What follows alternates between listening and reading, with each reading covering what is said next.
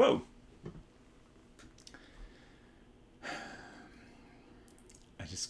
I clicked the button and I completely blanked on what to say. How you doing? Welcome to Lego time. R2-D2 is here with us today. We'll talk about him later. And we got this lovely little yellow car. Fiat 500. And we're going to finish that today. Hey, Val, how you doing? Hope you're having a good Saturday. So, just as a recap, that's what we're building. A mere 960 pieces. We've probably done about 600 or so of those. And we got a lot of fun little details to finish up today. I'm doing good, thanks.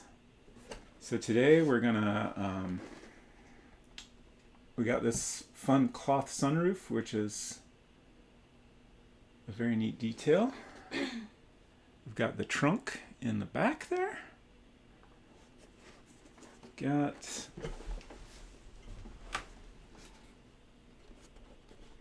a hood with a spare tire.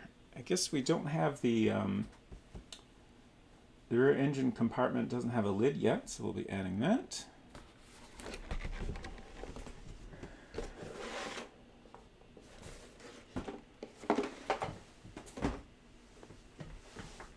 So let's get going.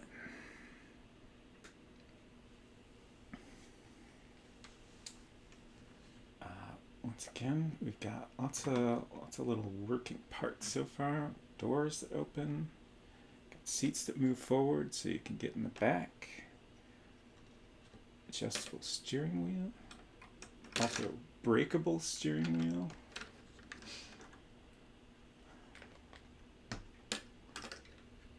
Oh heck. Oh yeah, I'm here too. Yeah, Secret Crush is here too. Feel free to give yourself a shout out. I forgot to speak. In fact, please give yourself a shout out. But I am present in the room. Oh yeah, I forgot. I almost forgot to plug in the microphone, and it looks like levels are good. So, IRL alert, yes. Oh yeah, I noticed that earlier when I was testing some things. I guess since you updated your information for your next stream already, Interesting. It's she was not last playing Persona 3, but she will be on Monday. That's a message from the future, I guess. Exactly. I thought it always pulled from your actual most recent broadcast, not your next scheduled broadcast. Yeah, like I got very loud there for a second. Apologies. I never thought about it too much. Yeah. But let's try. I'm curious. I've noticed that there is a Persona 3 category that does not have a lot of activity in it, and I'm curious if that's going to get me a lot of new friends stopping by. Interesting. Or if not, because maybe nobody watches that category. Didn't you say there's separate categories for Persona 3 and FES, yes. which is like the... It's like the collector edition, I guess you could call it. It has a little bit of extra content. Right. I think it's also the one that's available on the PSN store for PlayStation 3. Right. So here's where we're at in the manual. Got a little frog buddy keeping our place. And as you can see from the drawing, section 3 is the whole rest of the thing.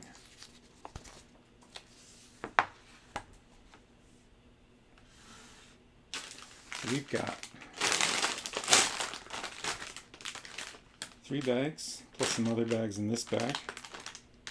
We've got lots of stickers to go. We've only done this one long sticker so far. We're going to have to, I think, decide on which license plate number we want to go with. There's a cloth sunroof.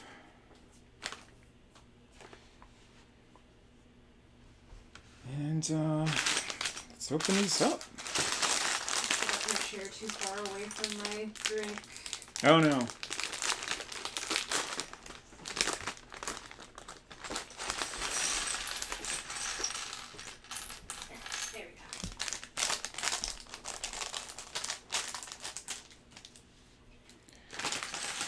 So I think I say this pretty much every week, but it's been a real week over.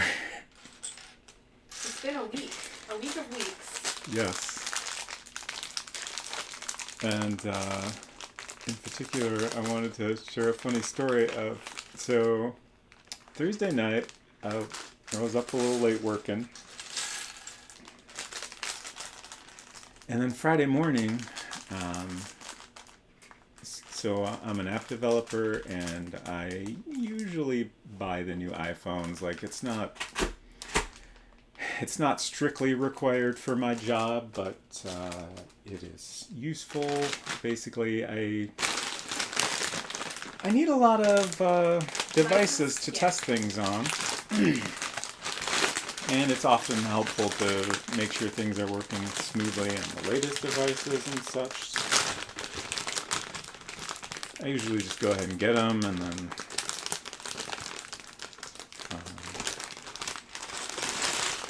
so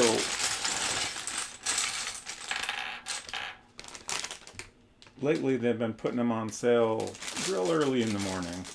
At least I don't live on the West Coast, because this time they went on sale at 5 a.m. Pacific time. A more reasonable 8 a.m. here, but I'm not a person who gets up before 8 a.m. Anyway, so I basically got 3 hours of sleep, and then after I finally got my phone order through, I was wide awake. Did not go back to sleep after that.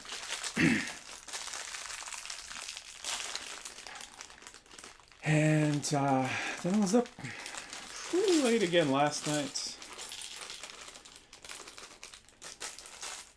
Watched OK Retro Zone and Silver Street play Snatcher, which was a very enjoyable time. And then I got caught up on did my Genshin Impact daily chores, and then I finally went to sleep. Actually, no, I didn't. I finally went to bed, and then I decided to do a little writing, actually about my Twitch experiences. Hopefully I'll finish that up and share it on my website at some point. But then it was pretty late when I finally got to sleep, but I distinctly remember going to sleep in bed. This morning, I woke up on the couch. Holly came in the living room, and kicked my glasses, which had fallen on the floor. I remember putting my glasses in front of me on the couch, but I don't actually have any memory of going to the couch in the first place. So I might have done a little light sleepwalking last night, which I'm not sure I've ever done that before. Anyways, that was a time. At least I'm finally well rested. And ready to build some Legos. Let's see, I guess we're going to start in the front here. Looks like we're building up some headlights.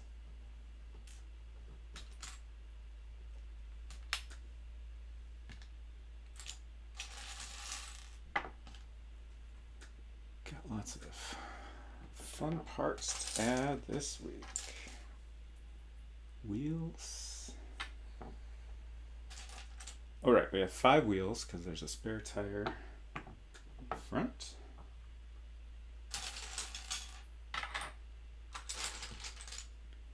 Shiny hubcaps. Just kind of fun little window piece. Just trying to get some of these bigger pieces out of the way so I can find what I'm looking for. Got some fun little paint brushes. They're difficult to focus on. Doing our best. Oh, just this little paintbrush that presumably could be gripped in the hand of a minifig. Ah. But the minifigs aren't the right scale. Yeah, for that's this. interesting. Yeah. Like it does look like the diameter is about right to fit in the hand of a minifig. Is there somebody behind you? I forget this Star Wars character's name. I also do. But yep, it fits. So for a minifig, a very large paintbrush. For this set, it's quite a small one.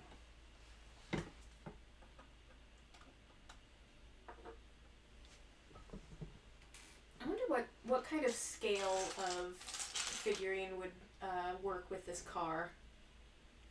Because obviously minifig's too small. Something Barbie scale would be much too large. Yeah, for sure. Like about half the size of a Barbie, maybe. Mm-hmm. Which I think is pretty close to like standard action figure scale, maybe. I think like I guess I don't know. When you say standard action figure, I'm thinking like Star Wars figures, which are like 3.5. Okay. Which I think would be too small. Okay. I think more like. I went with the generic term standard because I didn't remember how big those guys usually were. Like I feel like 4.5, 5 inches might be a more correct height for this. That's interesting. I like a. It looks like a metal unicorn horn. Adorable. I don't know where that will go.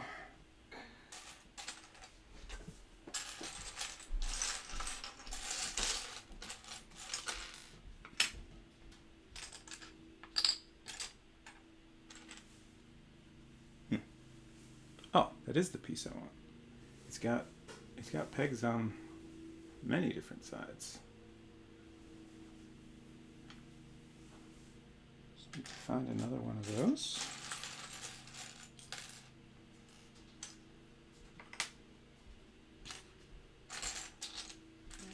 There we go. Oh. Her legs don't bend, so she can't actually sit in the car. That's pretty close. Get this on camera here. This is my Sailor Moon. my mini Sailor Moon with her very faded skirt. Let's see the paintbrush. I see it. Might be a little. Oh, okay, yeah. Perfect. All right, this is Sailor Moon's car now. Even though she can't actually sit in it. That's okay. She can stand next to it and paint. That's all that really matters.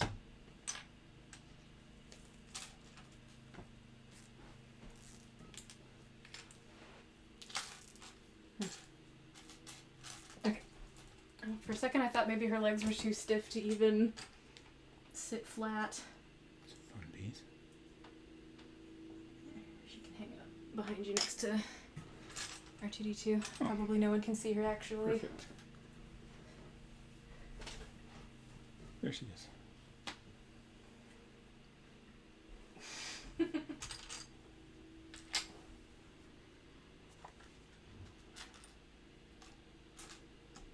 Eventually I'll have all the pieces to complete our first step here. I'm close. Here we go.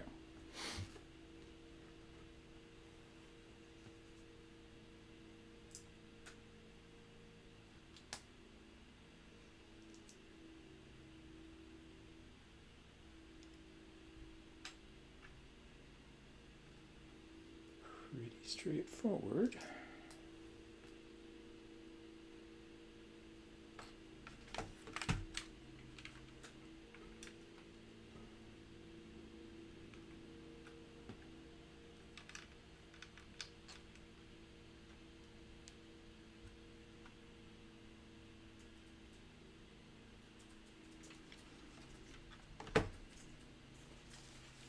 What else was I going to talk about? I've been thinking about Phantasmagoria every single day. I'm dying to play that again.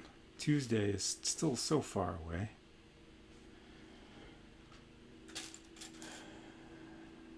I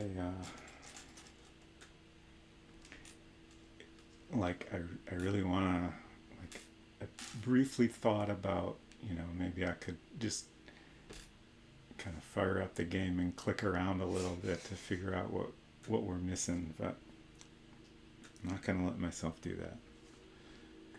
But I did have the thought that, oh, I could watch the VOD of our last stream and look for clues. At one point, I thought I had discovered an entire room, but it turned out I was just there.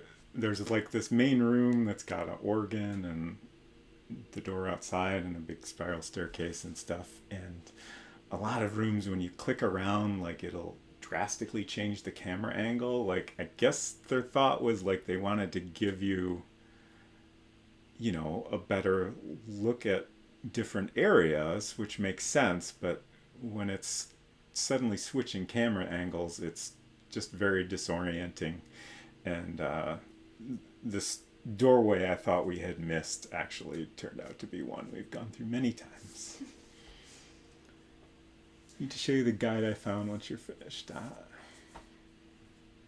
random thought I had since our last stream was like there was that scene, that first scene in the realtor's office where he's like, "What's your husband's name?" And she kind of turns to the side and says, "Asshole." Right.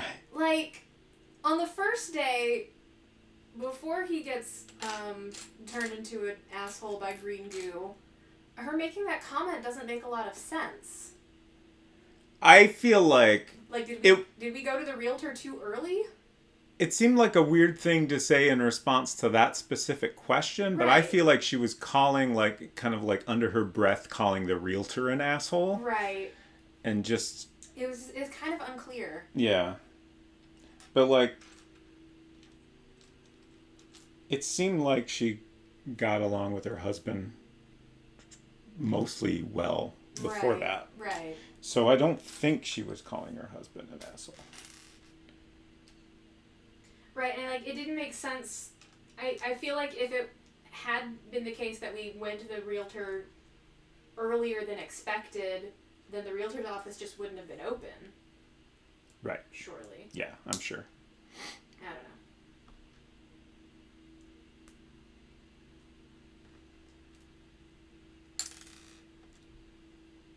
Yeah, because like after other stuff happened, like there was different stuff happening in the realtor's office. Right. Which, like, I have no idea if that was for any purpose or if it was just goofs, I guess. Mm-hmm.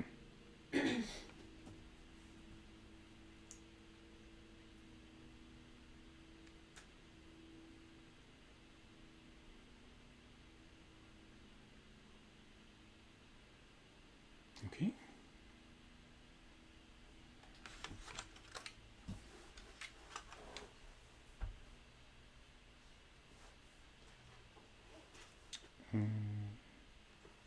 Oh, okay.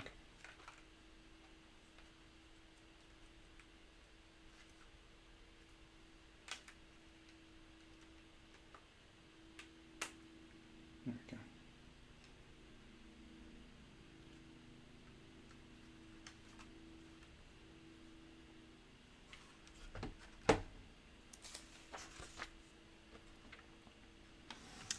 Okay, now we're making a bumper. I think, yeah, we already got the rear bumper, so this will be the front.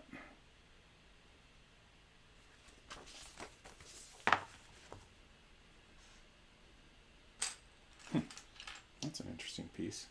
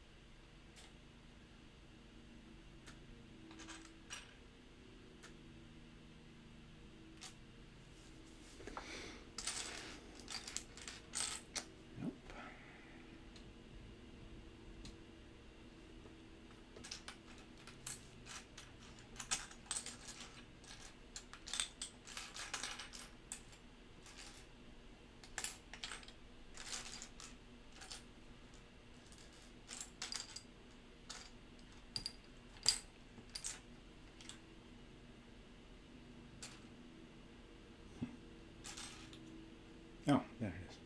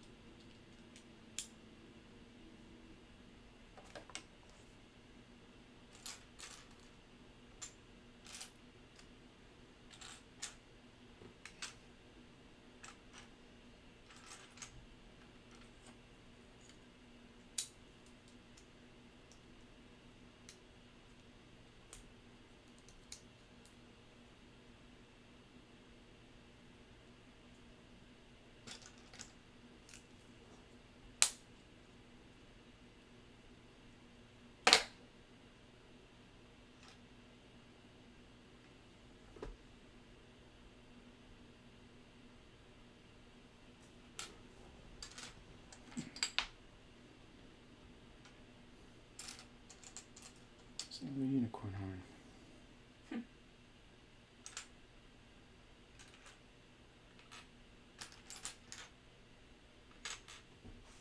Like what?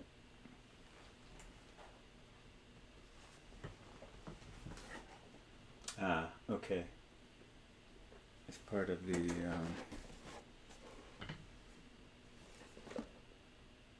badge on the front here.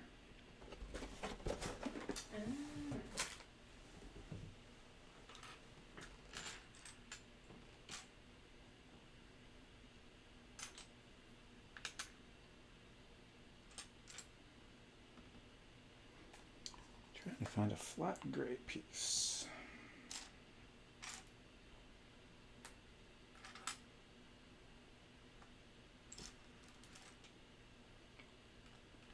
Close to that without any little nubs on it.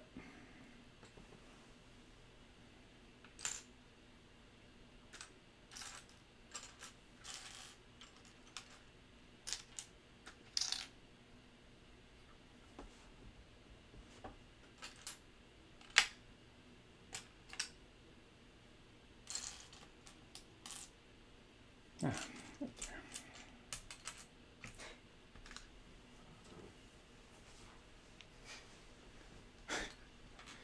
Holly is apparently watching her own stream. So I'm making a highlight. I see. That's acceptable. And also just observing what I look like when I'm streaming. Sure. Now I'm here. Okay, that's untenable. Hearing myself on your stream. Slightly delayed from, actually saying words, and then also hearing my recorded voice from my stream that I'm making into a highlight. Sounds like a bad time. It's a sonic nightmare.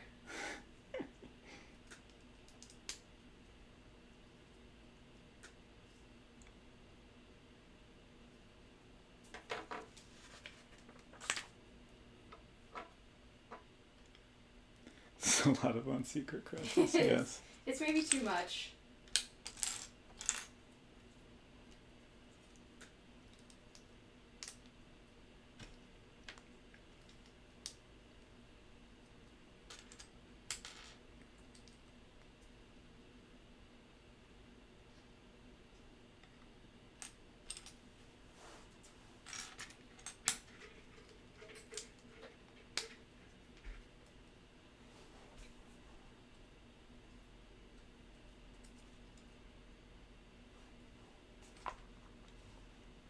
Oh.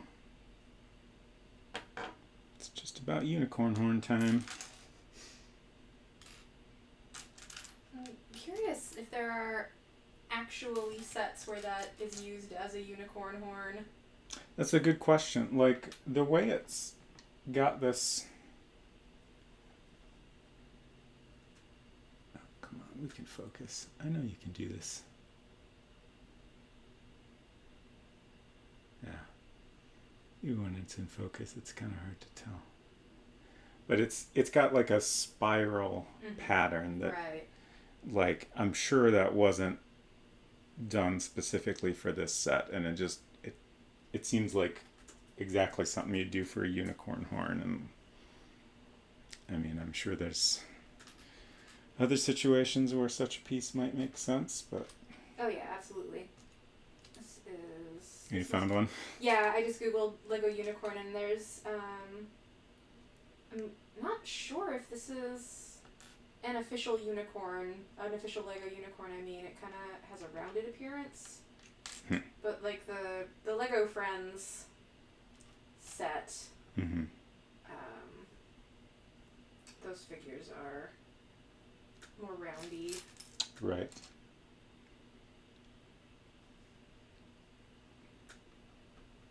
Oh, right, the Unikitty character from the Lego movie. Mm-hmm.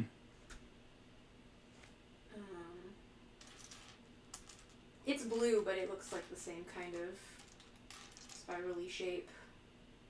Right, like I'm sure, you know, if this was originally made for a different set, it wasn't the same color. Right. So I'm just curious if that spirally piece predates the Lego movie in any way. Right. I don't know. I don't know how to do effective Lego historical research.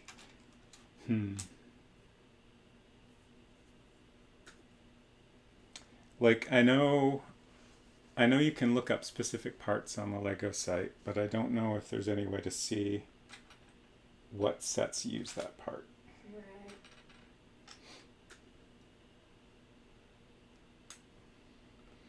I'm just trying to find a little angled piece here. There's too many.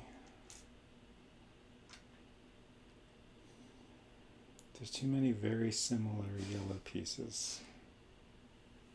Not quite what I'm looking for. We'll get there eventually.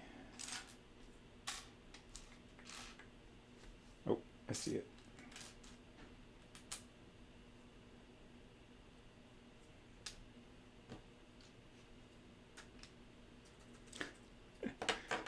Skipped a step. Very good at that. For some reason. Wouldn't be a stream without skipping a step. Skipping a step. Yes. Okay.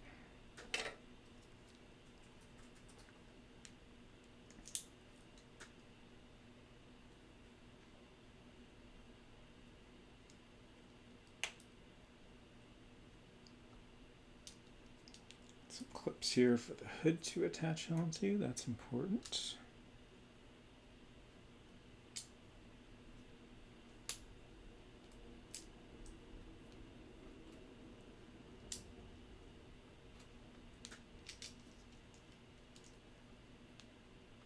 Oh wait, no, that's actually for the unicorn horns.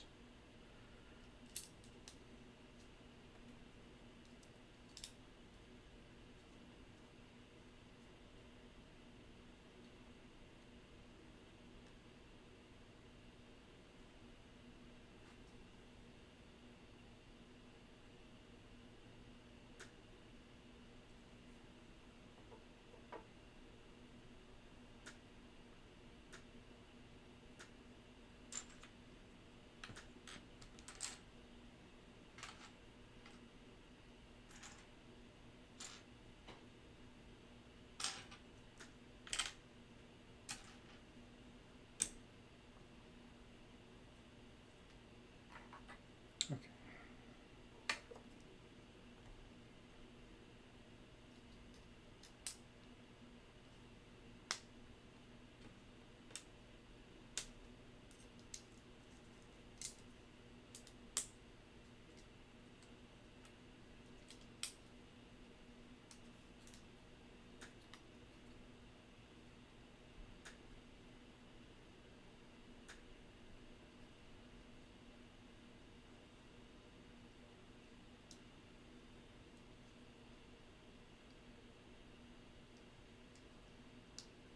Hopefully this doesn't fall out too easily.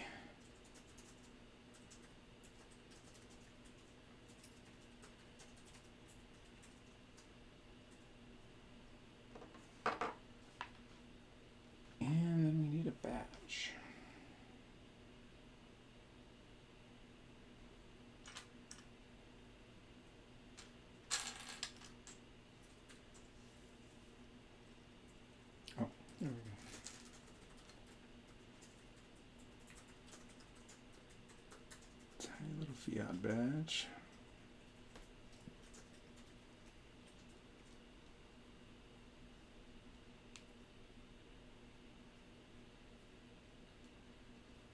Oh, upside down.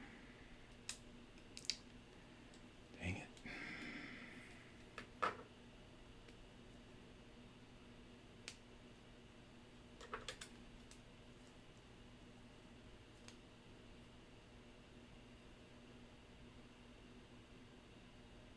Wait.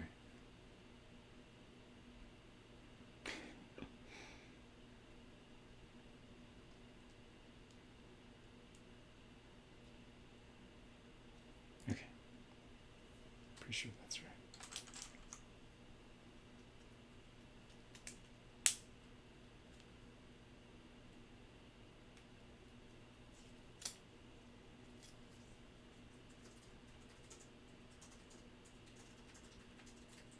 There we go. Focus. How about that?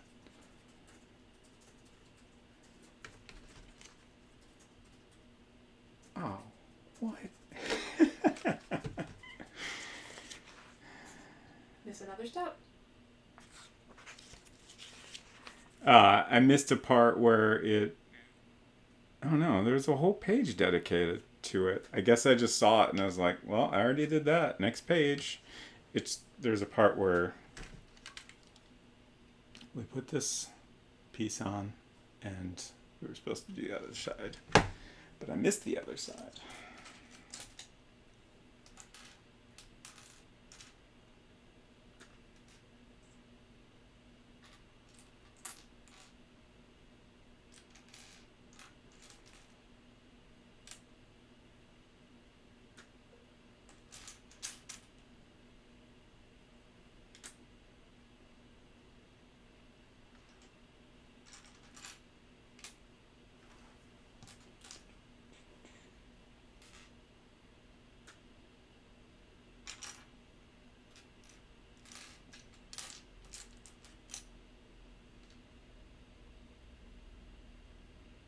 Oh, that's funny. I actually missed the first one.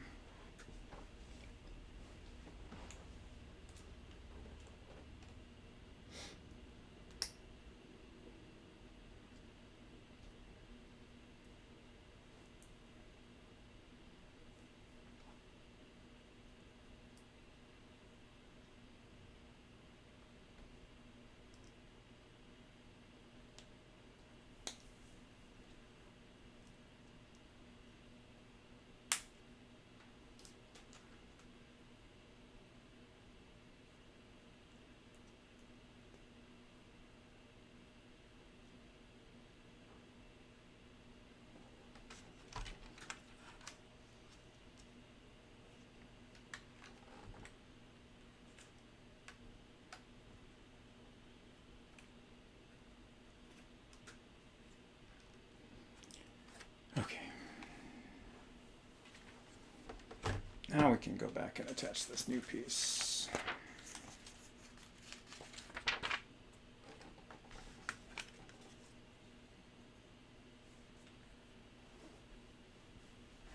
Okay.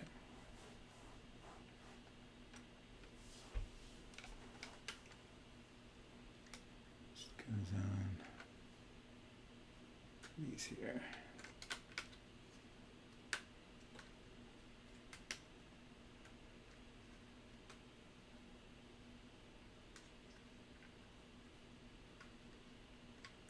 Looks good.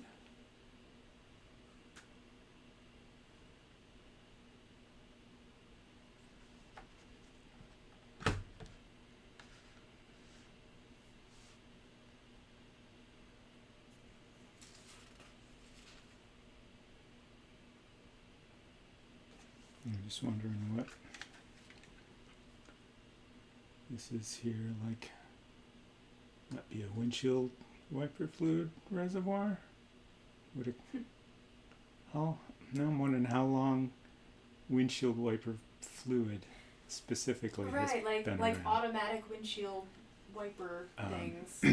I'm also not enough of a car guy to know, like, this car has the engine in the back, so I don't really know what types of parts would be in front here.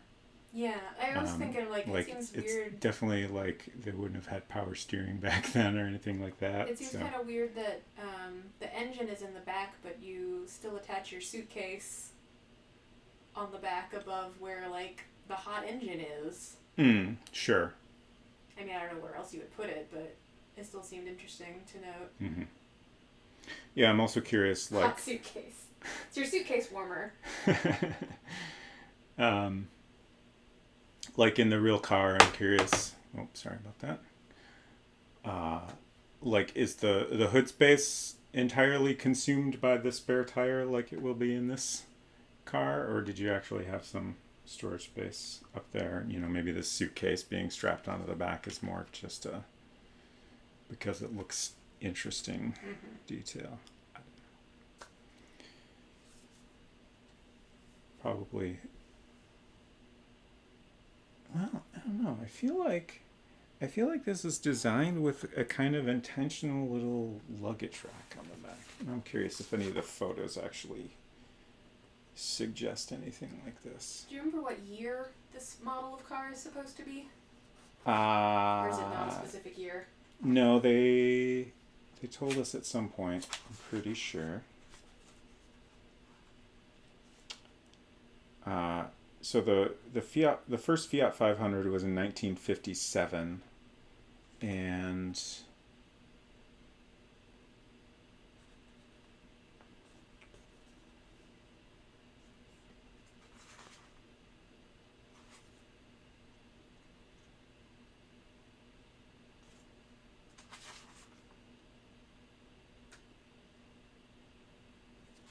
I was thinking there was somewhere where they said more specifically what model this was. But this shows the Fiat Nuova 500 as being from 57 to 1960. And that's what this is labeled on the box.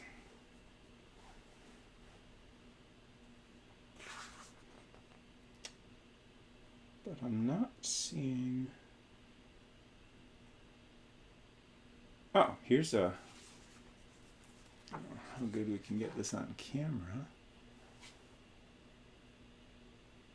But you can definitely see there's. It looks like that might be a suitcase in back there, but then the spare tire you can see right up against the front. And, you know, that's in this actual car taking up barely any space at all. So there's a lot more room for luggage in front than the LEGO version suggests. I wish I could tell clearly if that thing in back was actually part of the car or not. It might be.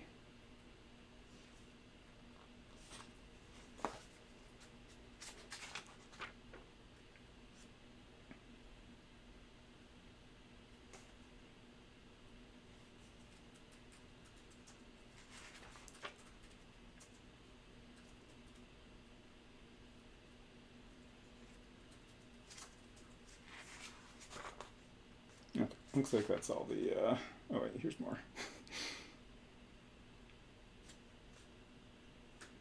Yeah. There's another shot of the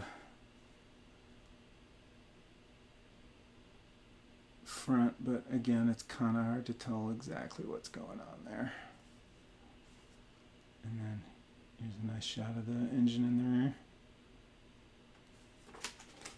I wonder if there might be like a tool case or something that's as part of the standard stuff that you would have in the trunk.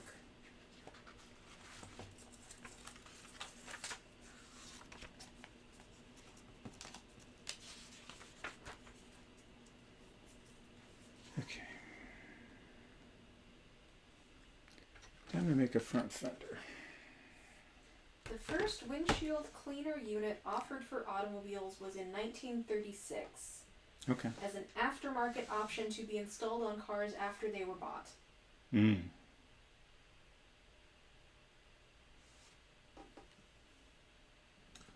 But I mean, this is well after that, so Right. I guess the question is, how long did it take until this was built into vehicles, and how long did it take until it was common enough to be in a small, Right. I assume, relatively inexpensive car like this? I don't know that I possess the search engine Sure. finding skills. Like, it feels like a miracle that I was able to find this one sentence in the Wikipedia article about windshield washer fluid generally. Right, yeah. Most of the article seems to be about modern windshield washer fluid technology. And also, I guess, in the UK in 2010, windshield washer fluid was linked to an outbreak of Legionnaire's disease. Oh, Has been noticed that prevalence of the disease is 5 times higher among professional drivers. Huh.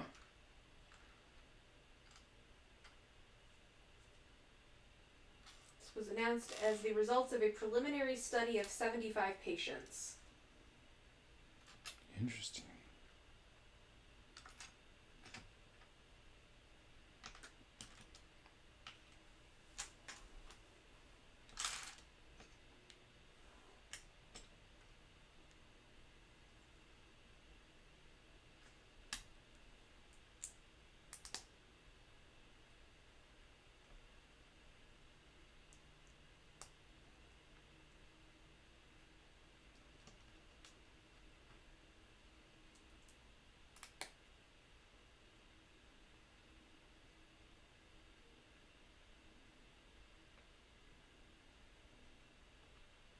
Just thinking, I know we got a lot of stickers to put on today.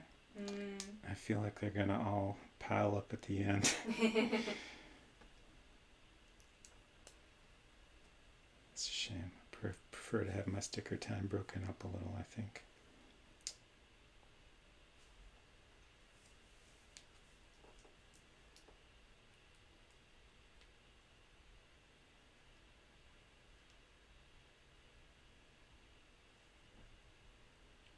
Current artificial, I guess. Yeah, hopefully it won't be like the very last thing. Right.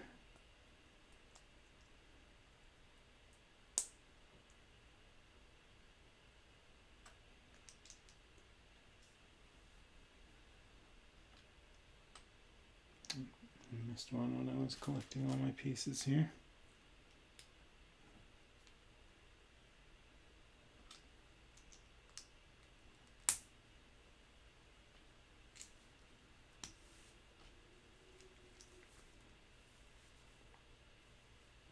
Okay.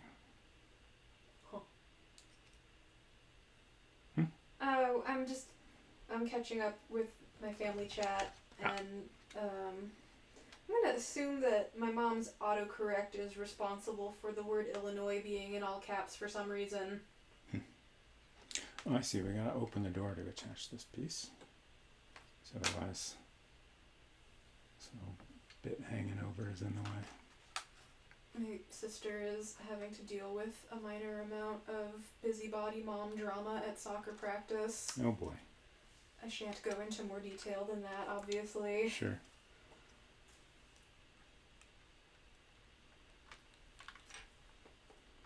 Tricky placement here. At least the door will be held on more securely after this. Was it not very secure before? Oh, I've accidentally broken it off multiple times. Okay, I see now. Like, you know, it's this entire hunk of door, and right now it's just attached by 2 pegs down here. Okay. So it comes off very easily. Right. But now Did you lose something? I did not lose anything, I think. So I now didn't see anything fall off the table. there was a hubcap here that went flying across the table, but it's still here. Okay.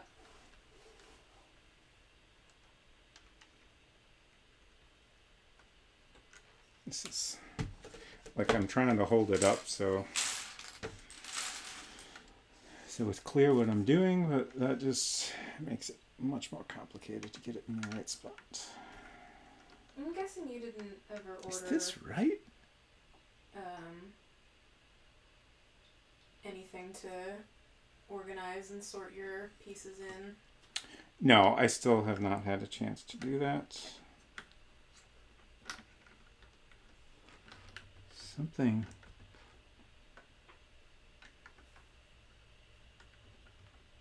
Huh. Is this piece on wrong?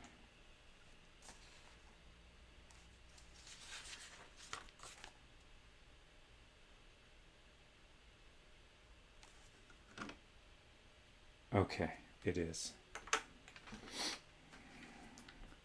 I got these little pieces the wrong way around here.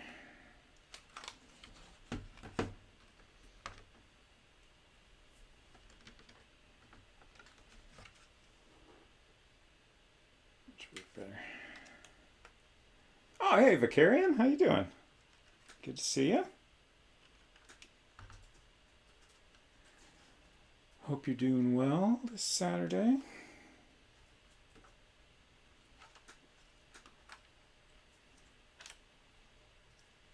Okay, now I think we can get this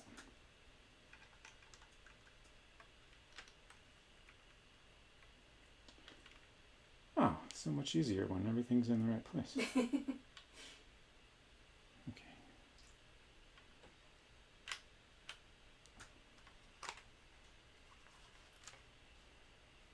Starting to look like a car, kind of.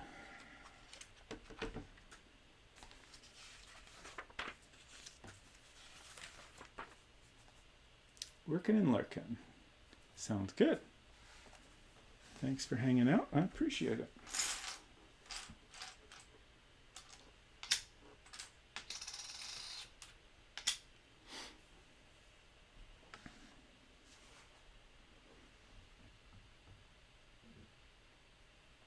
Is that a dolphin? It is a dolphin. It's from my Pride emote collection. Yeah.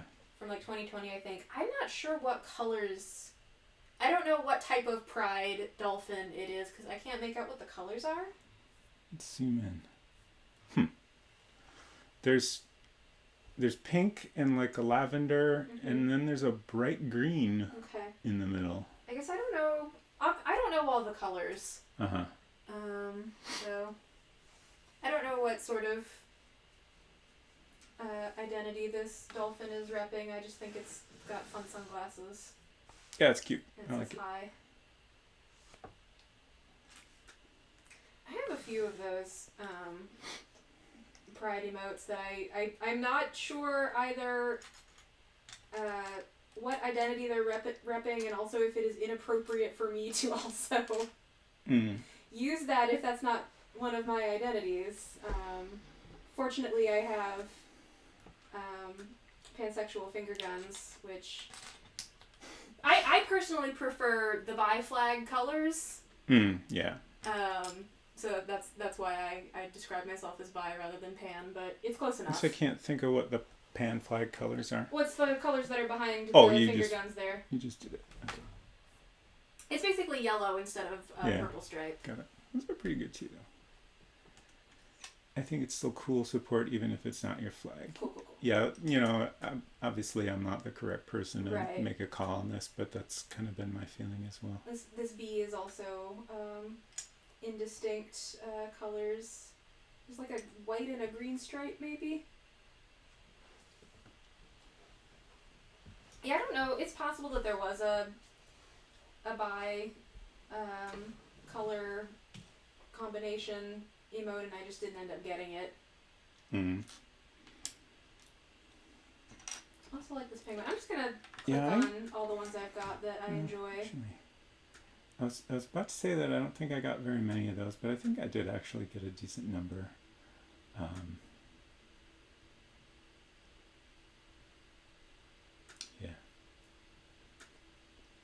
I love the little bees. The Okay, bees black, are so white, good. and green is agender. That's good to know. That's a good... I didn't get that one. Oh, you didn't? No. I could have sworn I've seen you use that before. I don't think so. No, I have... It's probably my favorite of the Pride emotes. These are all of the bees that I have. Okay. Oh, wait, I have the laughing bee is a bi-pride bee. Yeah. That's good. That's cool. didn't get the Uwubi. Oh, I'm disappointed. Go back in time and get me that one. Sorry, I wish I could share it with you somehow. I guess I'll just have to use it more so we can all enjoy it. I'm curious, actually. If I just type out the command? No, it won't work. Well, that's a bummer.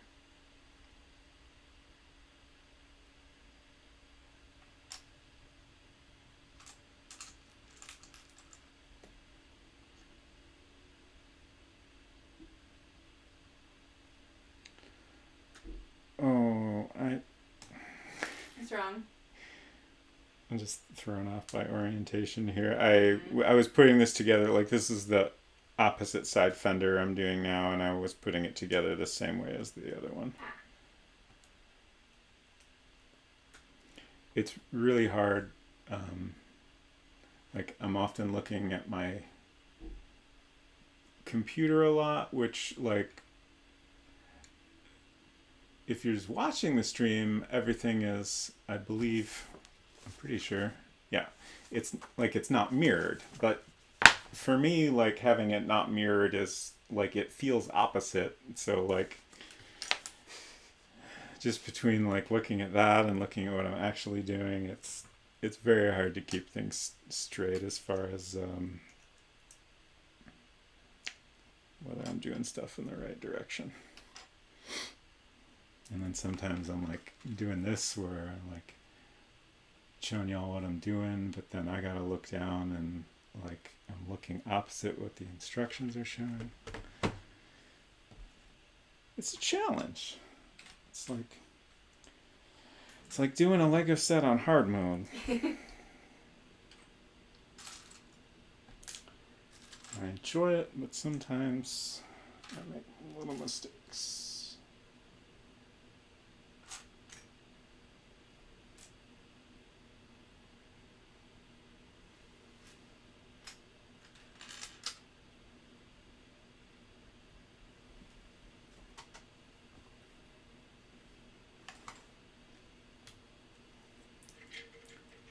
Is seeing your own face mirrored weird? So interestingly, this is like another level of weirdness. When I'm in this camera view, I actually have my face mirrored. So the little picture-in-picture that shows me is like I'm looking in a mirror. So that feels normal. But then my hands down here are opposite actually. Oh, jeez. So, you know, I don't know why. Well, the reason why I did this, I think, is because, like, seeing myself this way is less weird, and having it flipped in this context, I think, is not that big a deal for viewers. Whereas the main camera, you know, I don't want that to be backwards, so if there's, like, text or anything, you can read it, and, you know, things are in the actual direction. But then when I switch to face cam, big face cam, this is not mirrored for me. So, you know, so you can read my shirt, for example, or more importantly, if I hold up the Lego box, everything is in the right direction. So to answer your question, yes, it's very weird, but sometimes it's not. But that just kind of makes it more weird.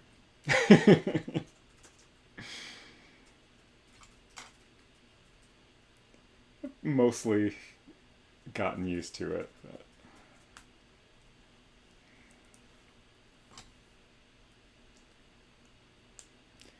Yeah, I think ultimately, like, the main thing is it doesn't feel too weird overall, but it definitely throws me off a bit in certain ways. Something's not right here, which I don't think has anything to do with, oh, I missed a piece and then I put it all together wrong.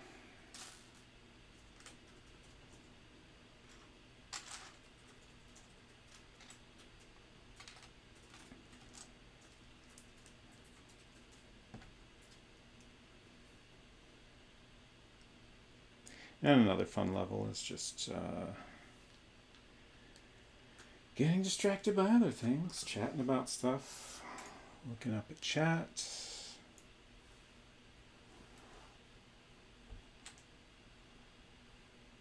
And then I look back at the instructions and gotta remember where I was. What do I do now?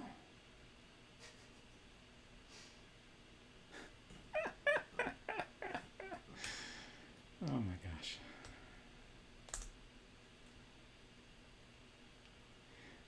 Right now, I think my problem is like I'm continuing to do this with the outside part of the fender facing me, even though the instructions aren't showing it from that direction.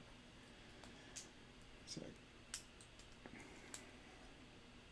just keep getting mixed up about where all the pieces go. I think we got there though.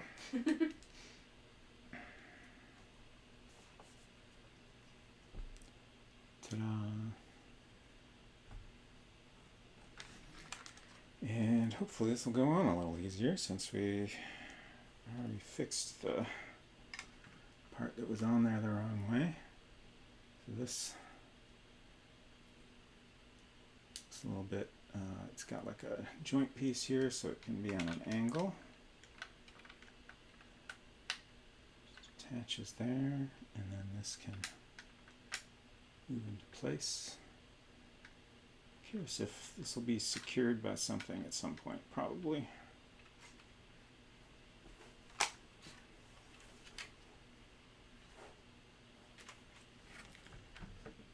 Off the backwards instructions, so it's like one of those crappy online IQ tests.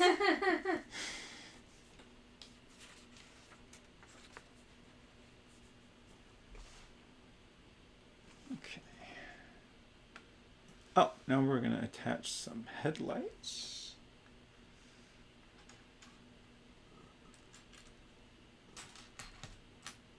Got white cover, and yeah, that's the correct piece that goes behind it.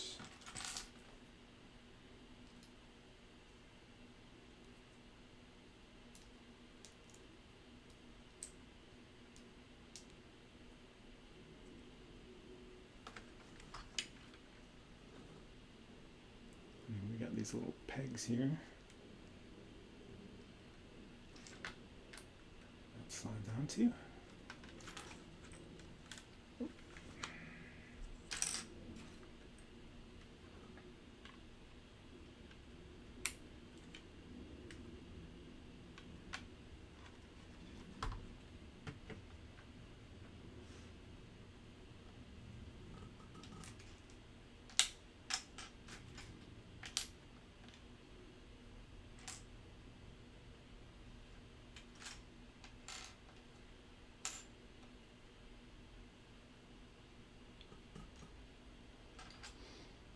I feel like I should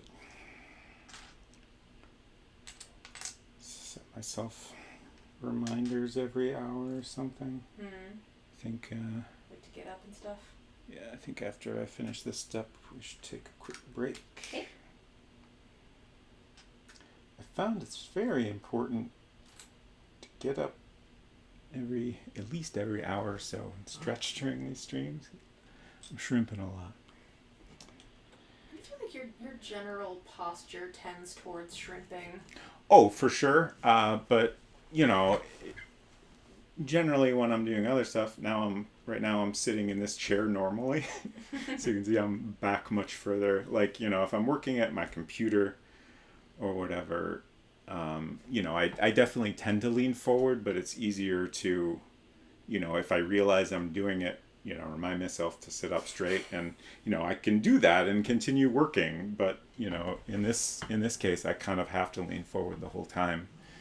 Otherwise, I'm not over the table and y'all can't see what I'm doing, etc. My work posture is a full-on crab rangoon. Wow. That sounds bad. Yeah, that sounds real bad.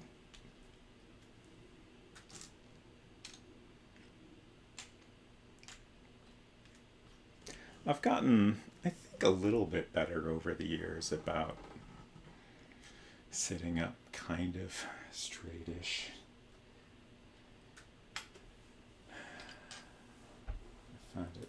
helps to have your, desk, chair, etc. all set up correctly.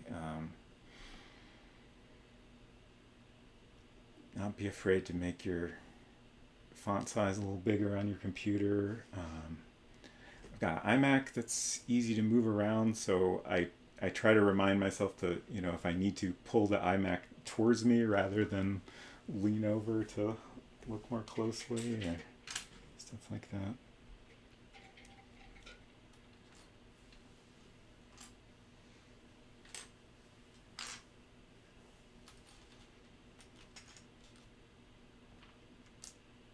There was a good long period during the panorama times that I mostly worked on my laptop, and that was real bad for my whole body. But now I have a cute little purple iMac, and I enjoy that very much.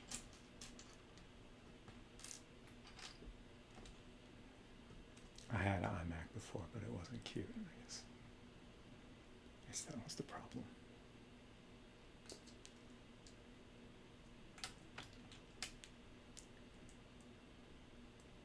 I'm over 30, so it's starting to have consequences. I gotta work on it. Yeah, I'm in my mid-40s now. Thanks for that follow. Appreciate it. Good to have you here.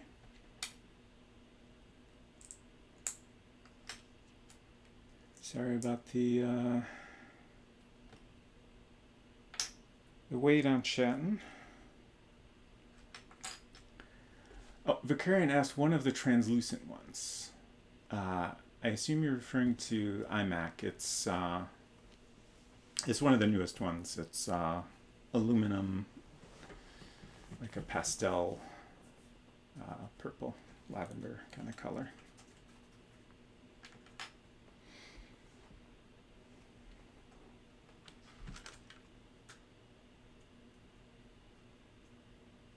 Okay, I think I'm putting these on right.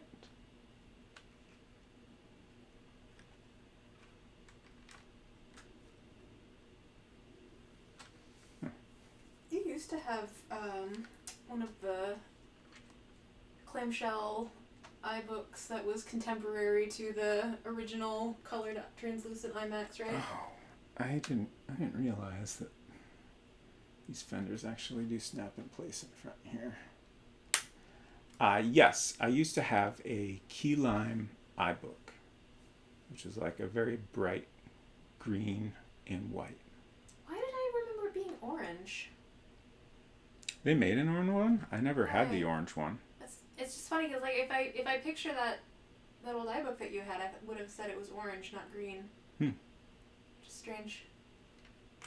It's not the one I had. Yeah. Yeah, that was a great computer. It was, trying to think how to describe it. Like it was a clamshell style, and like it was, it was much more clamshell shaped than a modern computer is. Extremely rounded, and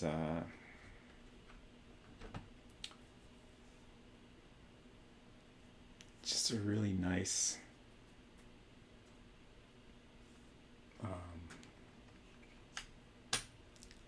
Pleasant design, very fun. And it had a handle like on the hinge part of it, so you could carry it from that. And it's probably, out of the computers I've owned and no longer own, that's probably the one I regret selling the most. But I do know it went to a good owner. So it's all fine. I just miss it a little bit. It went to a good new home. Yeah. Can frolic on a nice farm upstate. It's miss translucent tech so much, honestly. Yeah, like I appreciate, like, at least Apple's current approach to technology, but like it's been around long enough that it's starting to feel a little stale, and it's like, where can they even go at this point? Like, things have gotten so minimal. Like, I imagine it's hard to do anything interesting with computer design, even if you're not trying to, keep this specific style. But yeah, there's definitely been some interesting styles for technology over the years that I guess it's hard to imagine them coming back around to, unless they decide they're okay with like intentionally adding bulk to the things just for the sake of styling. I've been thinking lately about my original, my parents' original Macintosh. It was not the very first Macintosh, but like kind of the second model. It was still just called Macintosh, but like kind of the thing everyone refers to it as the 512K Mac, because I think that's a reference to how much memory it had. I don't know what I'm doing with these pieces. I was going to take a break anyways. Yeah. Anyways, that's another era of tech that I really appreciate the look of. I'm not sure how to describe it, but like it's a very, like, if you think of like an old Commodore 64 or something, like it's kind of the same style, like gray or beige plastic, but with lots of rounded surfaces. Yeah, I don't know how else to describe it, but it's got a nice simplistic, and it's like evocative of a very specific time that is really enjoyable to me. Yes, exactly. The 80s Mac box. I think ours we got in 86. Oh, yeah. Here's the Lego version, which doesn't have quite the same styling. But, the basic shapes are all there. I can't remember if you showed that off on stream before or not. Yeah, I did at one point. That's what I thought.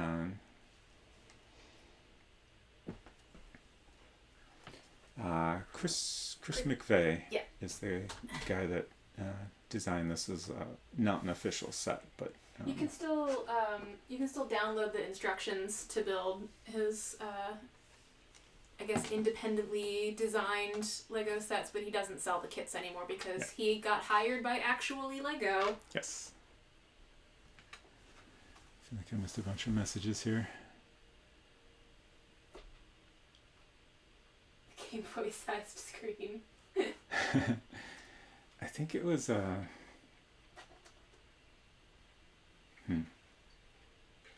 was gonna say 9-inch, but I don't know, that might even be too big. But yeah, it's like here's my iPad, and like the screen is probably smaller than that. Yeah, like I think this is a 10.5-inch iPad. So probably 9 inches about right. All monochrome, just pixels were on or off, and that was all you got. Anyways, I'm going to take a quick break. I'm going to hydrate, I'm going to stretch, and then we'll be right back, and we'll do some more Legos.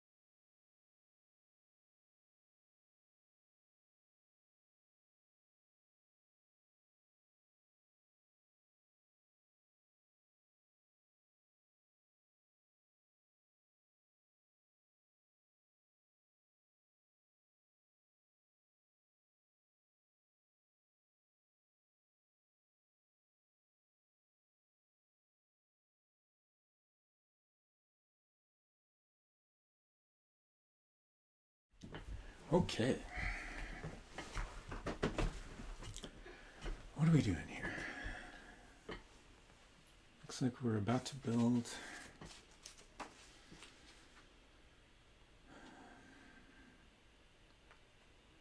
the hood, probably. That's my guess.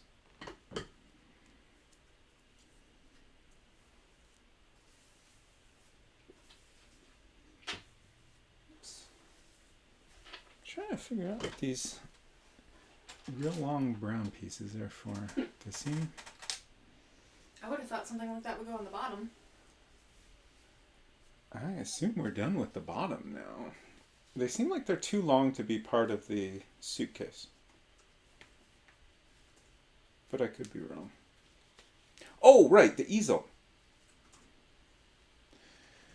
There's an easel. I wish the manual had a picture of the set on it.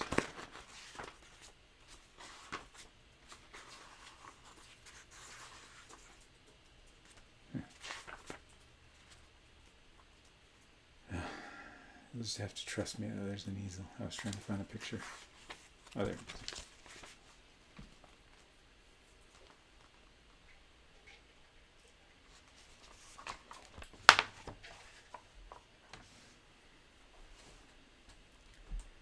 Watched your Phantasmagoria stream the other day. Curious when you are streaming again, continuing the game. Yes, like Holly said, Unsecret Crush, we are playing Phantasmagoria on Tuesdays at 9 p.m. Eastern. If you are on the website, there's a schedule section that will convert to your local time if you're not in Eastern U.S. time. But we'll be doing that every Tuesday until we're done with the game. And then Saturdays I do these LEGO streams. Thanks for coming by, watching the Phantasmagoria streams. That's been a very interesting game so far, and I'm looking forward to playing more of it. I wish I didn't have to wait until next Tuesday, to be honest. I'm Eastern, thanks. Will you eventually be playing the second one as well? That's a good question. I am interested in the second one. We'll probably not play it right away, but we'll see. I would definitely like to play some more older adventure games, and I am a big fan of horror games. So probably when we get towards the end of the first game, we'll figure out what we're going to play after that.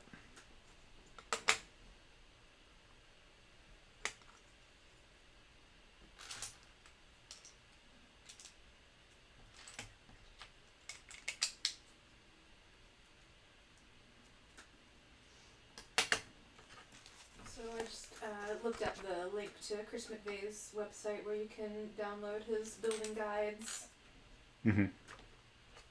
Which are his website is I'll just read this disclaimer at the top. Chris McVeigh is now a model designer at LEGO. The model building guides on this archival website represent his work prior to March 1st, 2019, at a time when he was not affiliated with or endorsed by the LEGO Group. These building guides remain free to download for personal use. So it's cool that his work is still available. Mm-hmm. You just have to, provide your own bricks if you wanted to build these sets yourself. Yeah, it's cool that he was able to do that. The reason I ask is because my dad bought me that game in '95 when I was 13. I played that in the second one on the old CD-ROM. I love that game, so I'll be looking forward to the stream. That's cool. Yeah, I was never able to play either of them myself because we had a Mac back then, and that game only came out for Windows originally. I'm actually able to play it on a Mac now. The first game, at least, is supported by this software called ScumVM, which plays a lot of old adventure games. I haven't looked into whether or not it supports the second game or not. But that software is available for a lot of different systems, and actually if you buy the game from GOG.com, they actually give you Scum VM with the download so you can play it on modern versions of Windows and stuff. Pretty cool piece of software. Yeah. Cool. BYOB, bring your own bricks. Yes.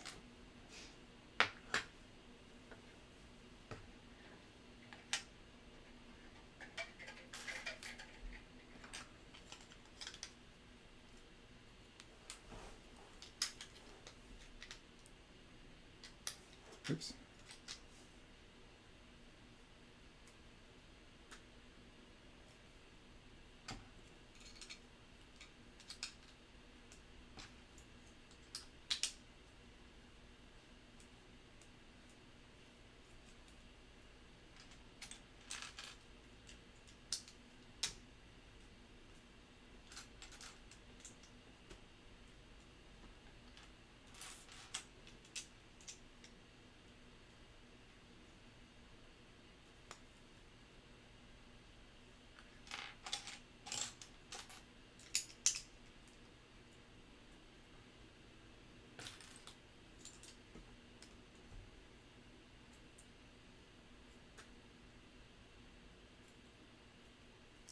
Okay, there's our hood.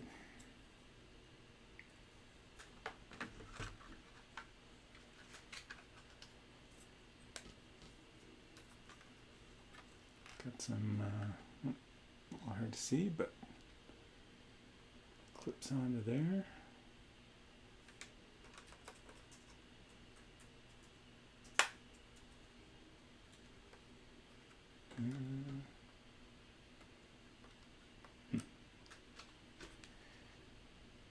Did I do something wrong?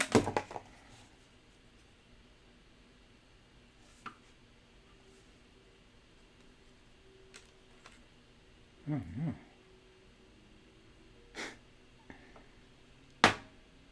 Okay.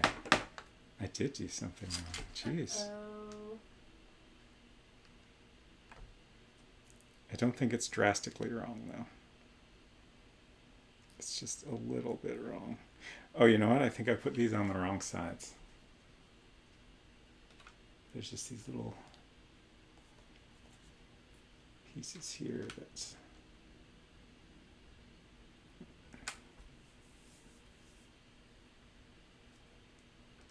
Okay, yeah.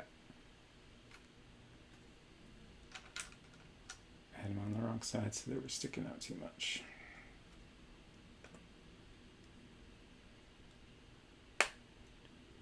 Whew. Crisis averted.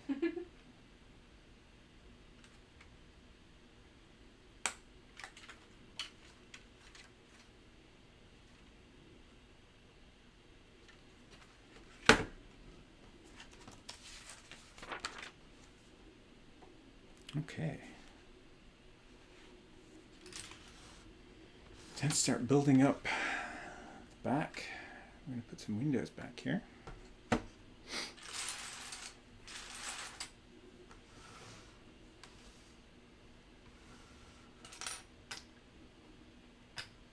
Lots of little clear pieces to work with.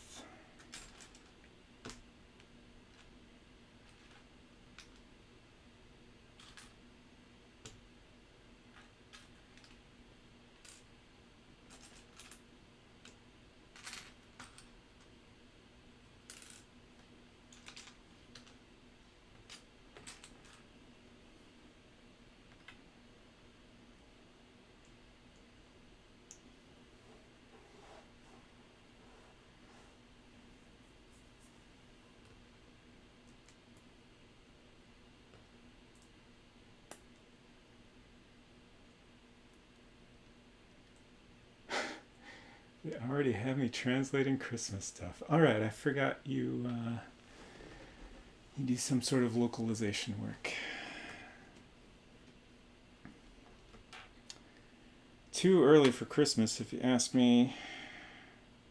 But I guess if you're localizing, you probably want to get a head start on that. If it's for any any kind of retail, it's probably not too early, really.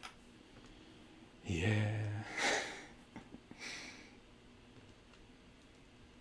Too early. I see. Started in mid-October last year. Okay, wow. So, oof. I keep feeling like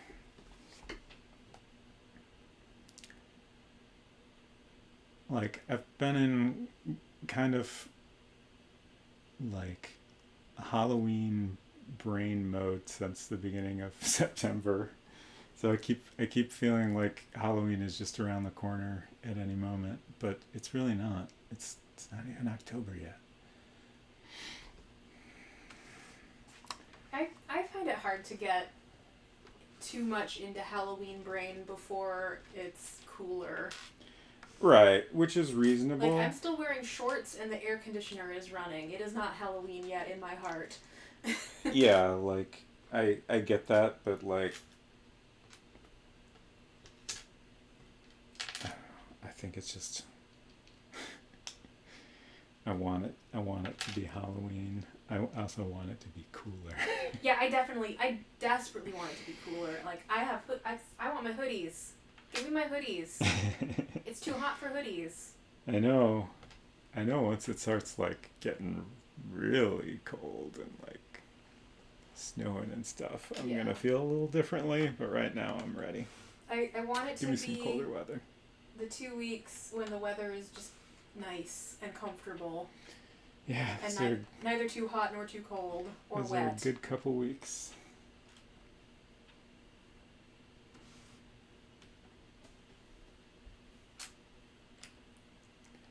We got these fun pieces to put on here.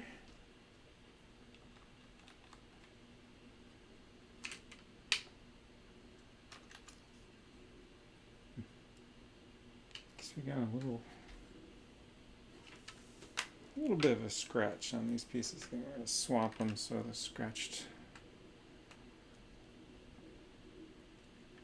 bits are less prominent. Okay.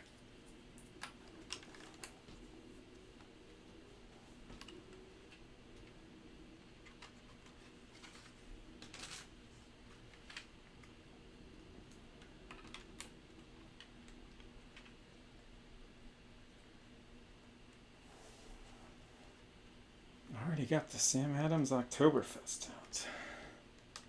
So I can't really remember when that normally comes out.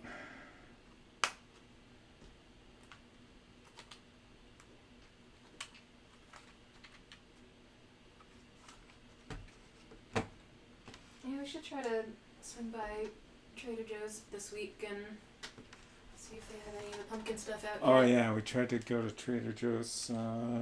Was that a couple weeks ago It's now? like a week or two ago.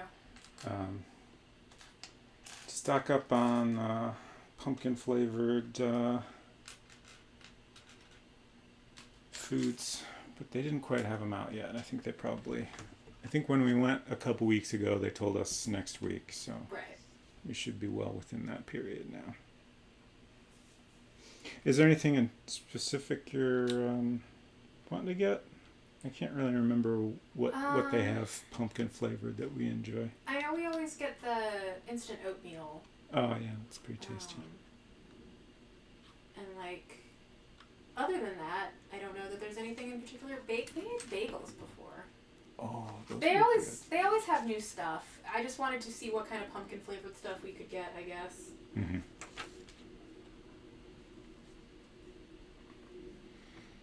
Okay, so we added a couple clips here for the front windshield, and now it's time to put that together. It's an interesting piece here. If we can focus on it, it's got rounded edges.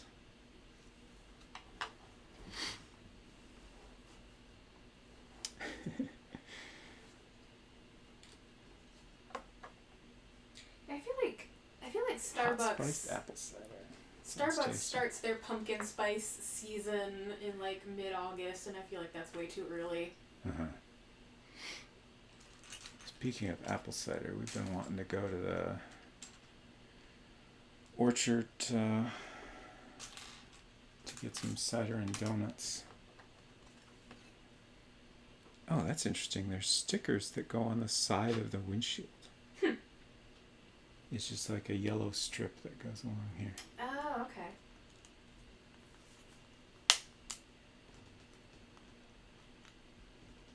I feel like it's going to be tricky to position correctly. Mm-hmm. So I can't wait.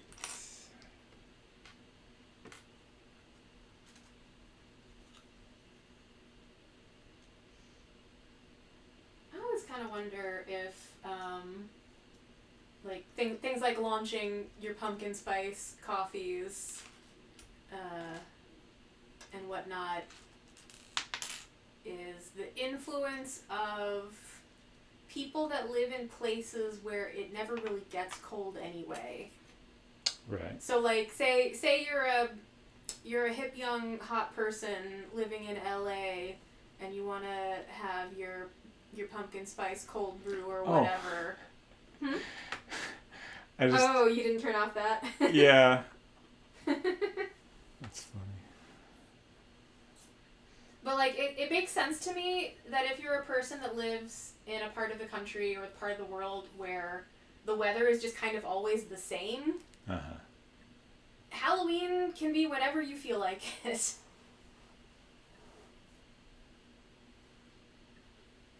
Oops. Okay. We should no longer be getting Phantasmagoria content warnings. Don't have to worry about that until Tuesday. Just gotta remember to turn it back on. If things go well, there should not be any realistic blood in this stream. I hope not. Certainly not any of the other stuff. Alright, I got this sticker in my hand. I'm a little nervous. You can do it. I'm just trying to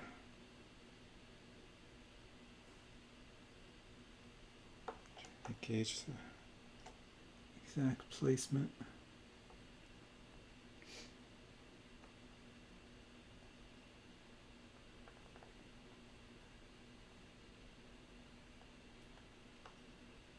That's pretty good.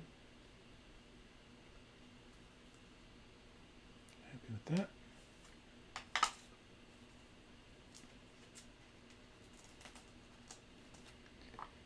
And now the other side.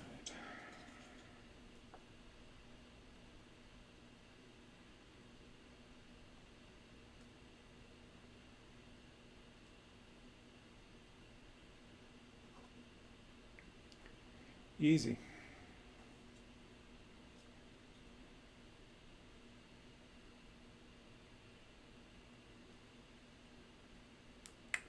Oh, I actually did the other side sooner than I was supposed to, but I don't think it actually matters.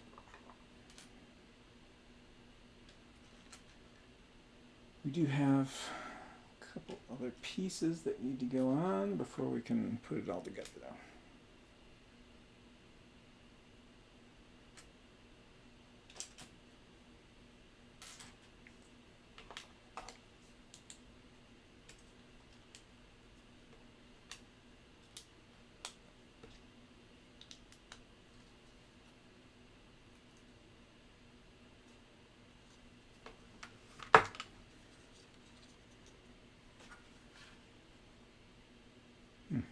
Bummer.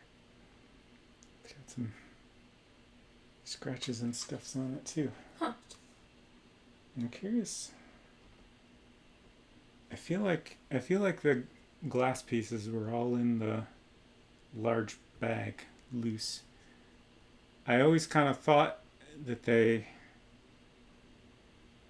intentionally separated things to minimize scratching, Right. but it's not a big deal. It's just think of it as realistic road weathering. yeah. There we go. I popped the fender off a little. Okay.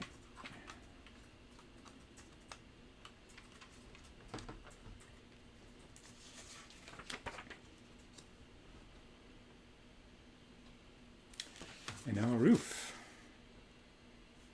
And I think this black area in the middle is the cloth piece. So that should be fun.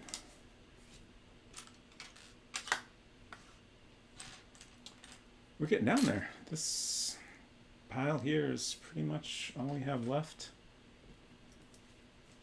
Get a bunch more stickers and, I guess, yeah, they're kind of on there. Tires and wheels. Lupon's going to shoot out the windshield anyway, says Valis. That's true. I mean, probably take a few bullets.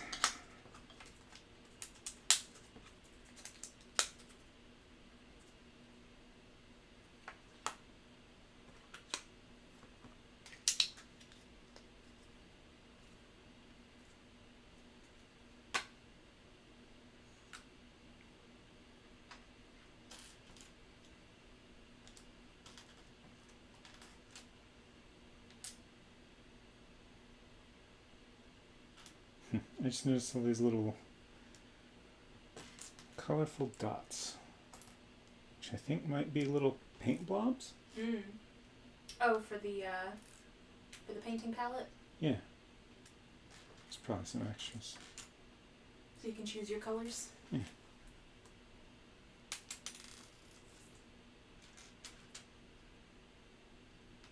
Those are fun.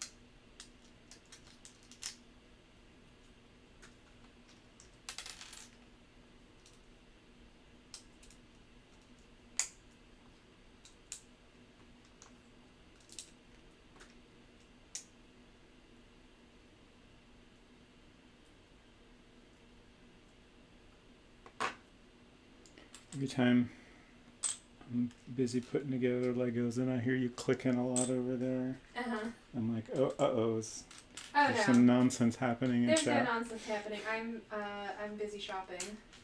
Shopping, nice. Yes. Looking for anything interesting? I will let you know. Okay.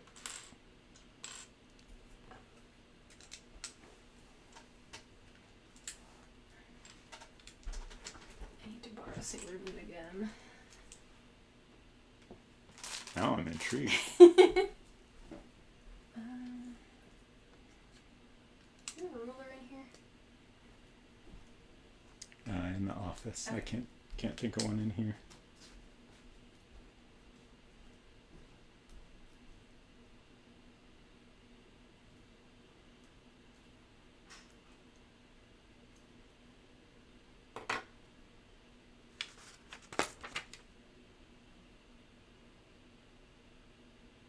All right, things are getting interesting here. Gonna be putting together this little mechanism that I'm not sure exactly how the cloth roof works, but you can roll it up in some way. I'm just checking how tall Sailor Moon is. Oh, okay. And then throwing her on the ground. I'll get her. Don't squish me. Poor Sailor Moon.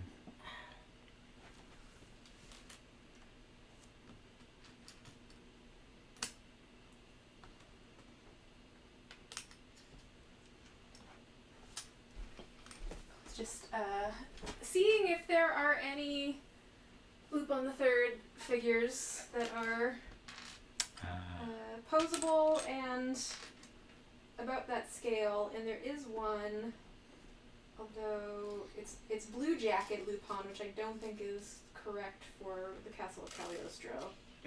Sure.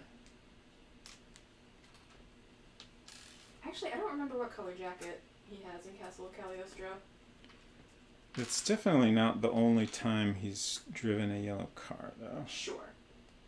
The yellow Fiat 500. Okay, it's blue jacket, yellow tie.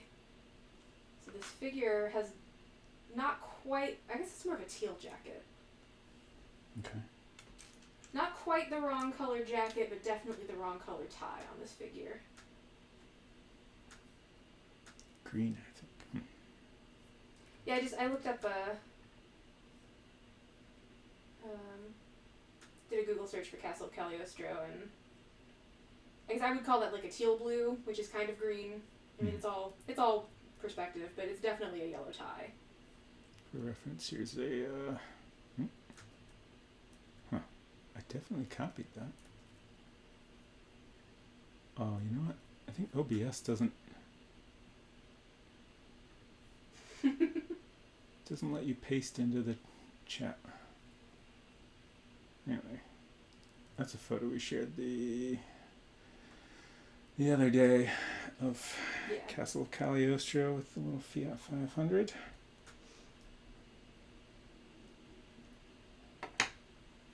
Which has absolutely nothing to do with this LEGO set.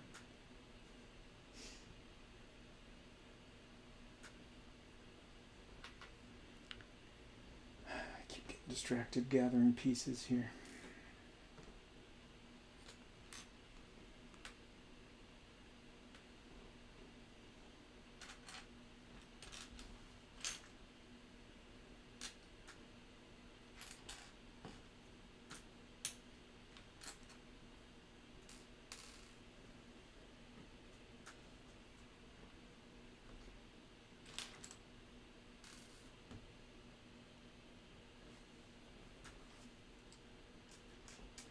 So many.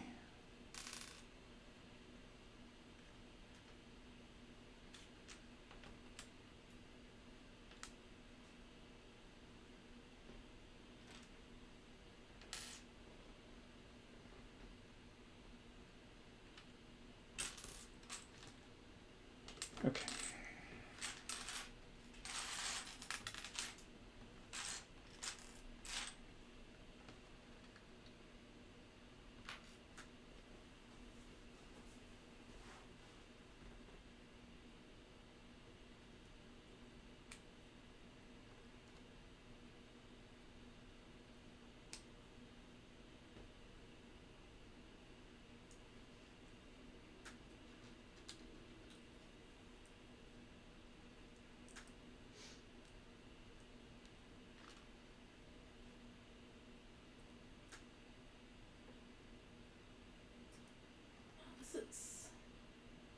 This is the correct Lupin, but it's the correct size, and also it's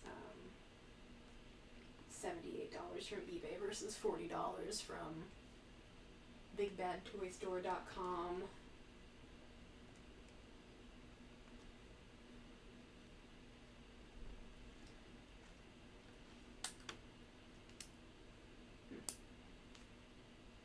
This listing does not tell me how big it is, which is rude. Mm-hmm. How am I supposed to make an informed shopping decision?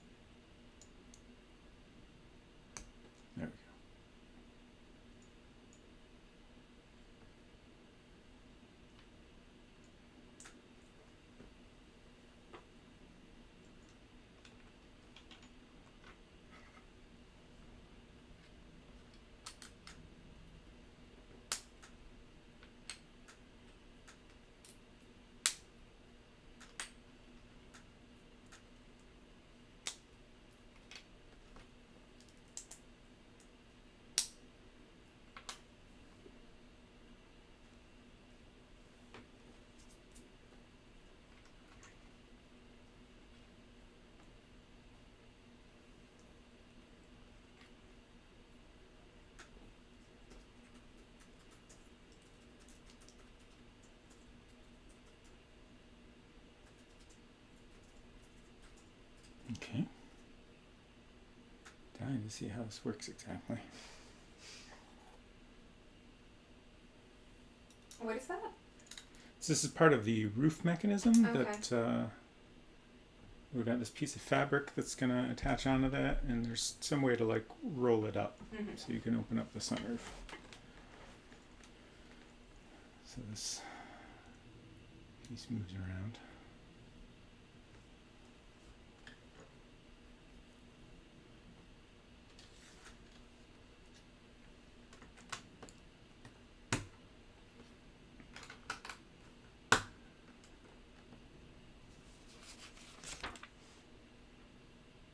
Okay, here we go.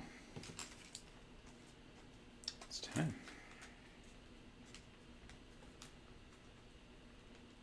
This is perforated, but it doesn't really want to open.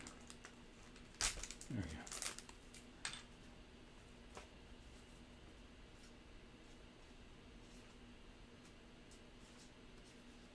go. Curious what these pieces are made out of. I think this is the same material that came up in the LEGO Cantina. It feels fairly papery, but it's like somewhere in between a thin piece of fabric and something more papery. Like, just curious exactly what it's made out of.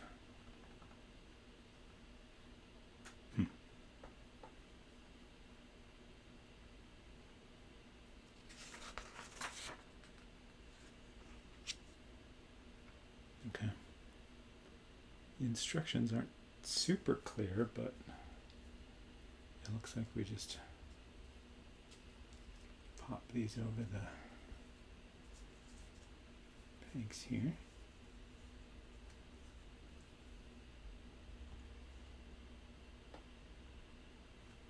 And then it wraps around this way. And there's holes that go over these clips here.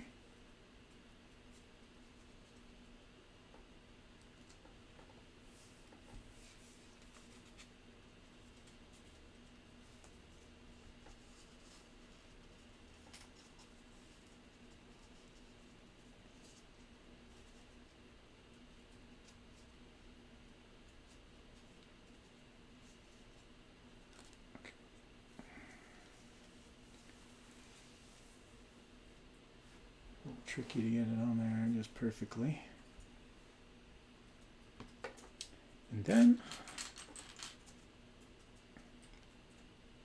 this rod pops in on top to keep it from coming loose.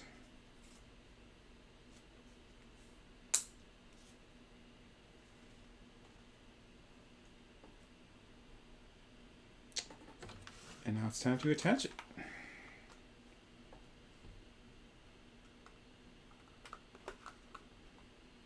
Hopefully I can do this without breaking anything.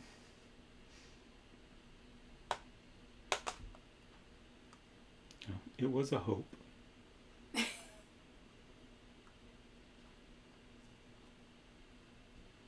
What'd I do?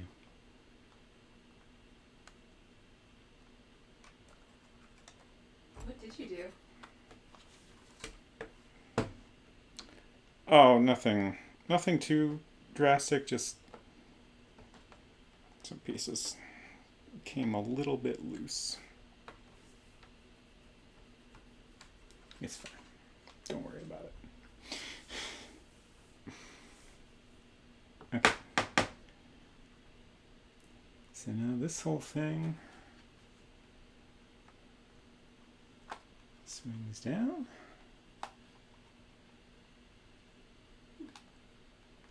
Pops into place. Neat. Yeah.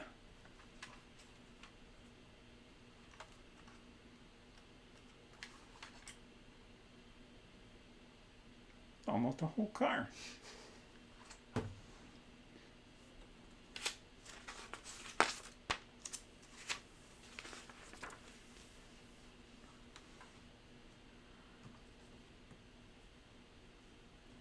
just want to experiment with this a little bit. So I'm not sure how this is designed to open it. I assume they'll tell us a bit later, so I guess we'll wait till we play around with it.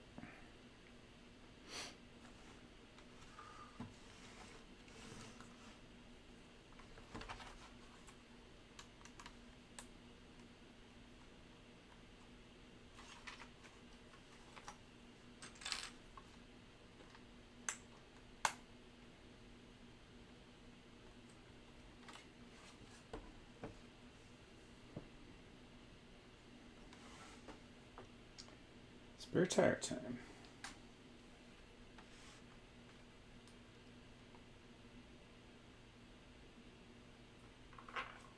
I'm just looking at what's written on here.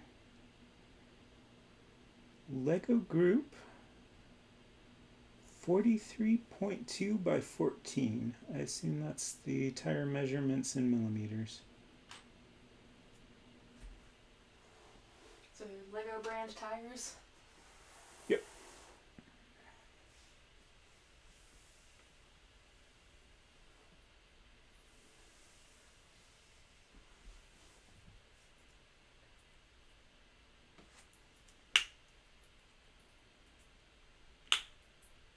It's a good snap. Yeah.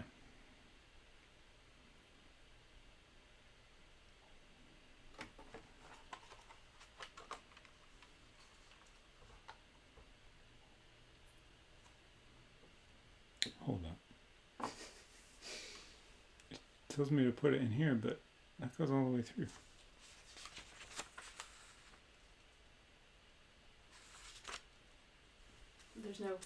There's no bottom of the. Did I you mean, I can put it in there. I don't know if they're just did you miss something? figuring you have this on the sitting on the table, or But I mean, I don't think I missed anything down there.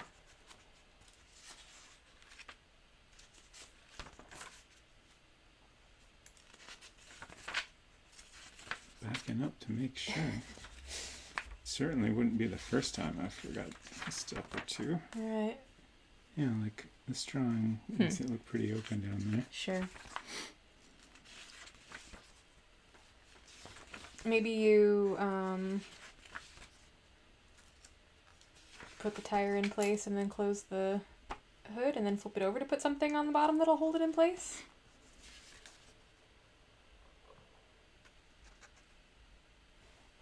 What is? It's the tire. Okay. I figured it must be, but he's making weird noises Yeah. here. I'm just gonna peek ahead and Mm-hmm.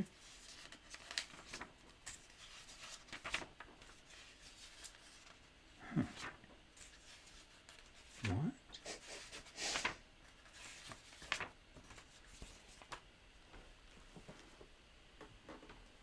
I'm so confused. There's nothing to hold it in place?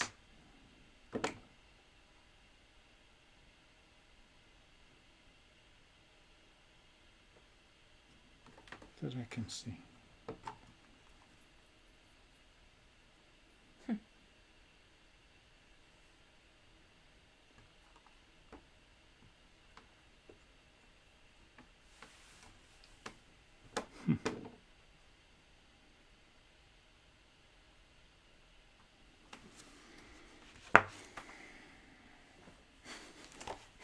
We need to go back to the very beginning.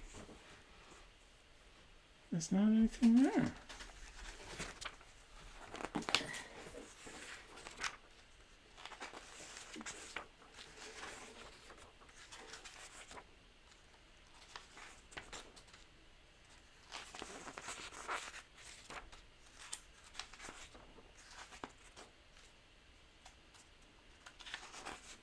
Yeah, I just went back to before Mm-hmm.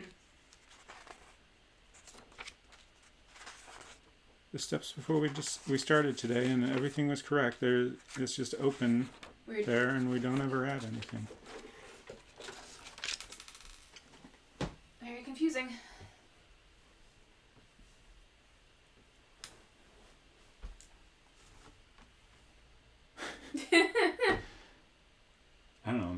sense later, but we're just going to leave that out for now. I mean, it makes sense that they would expect while you're building it, you just have it on the table, so it's not going to go anywhere, but it also doesn't look like we ever get to a point where we add something, so eventually it's going to be raised up by the other wheels, and it seems like if you pick it up, it's just going to fall out from the bottom. Weird. But at this point, we're just going to wait and see if it ever makes sense somehow. So up next, we are building a little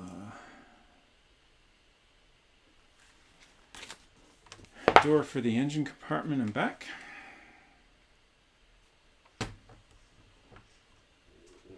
Excuse me.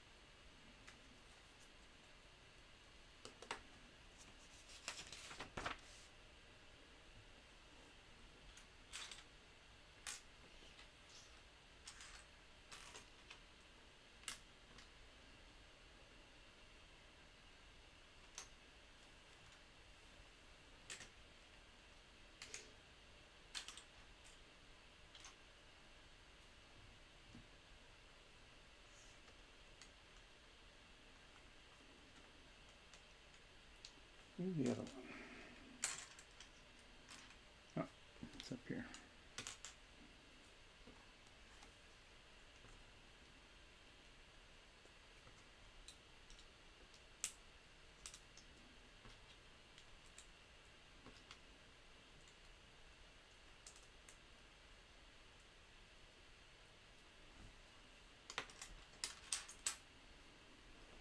Couple more bright green pieces that we won't ever see. Just gotta enjoy them while we can.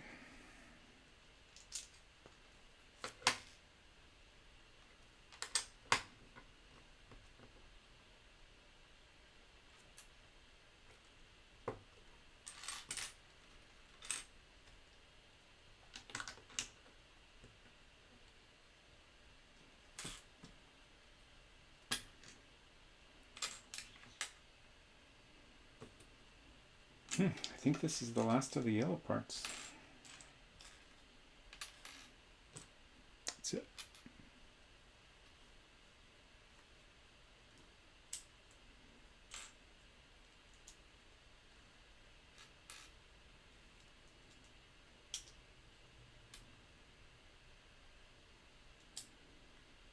I've got a bunch more stickers coming up.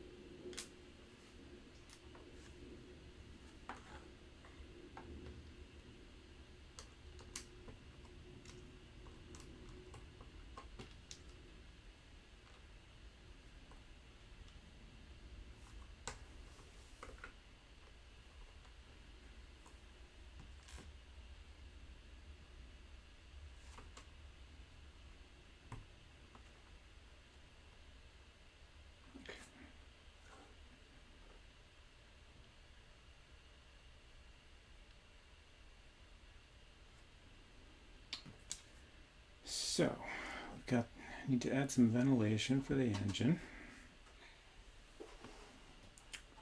Don't want to overheat. Very important.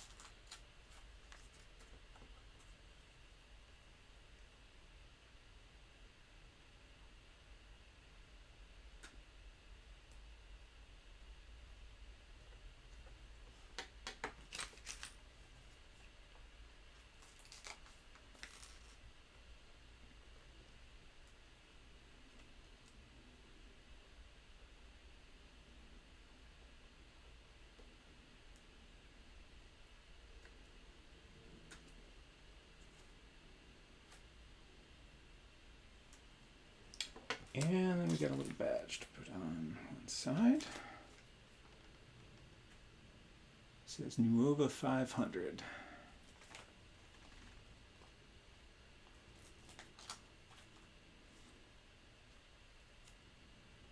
At a jaunty little angle.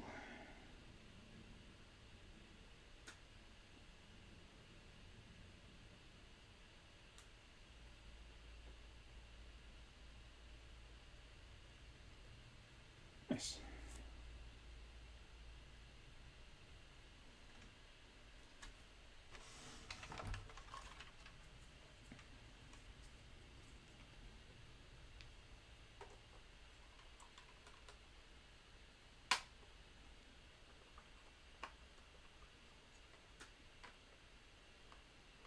Once again, this hose is sticking out.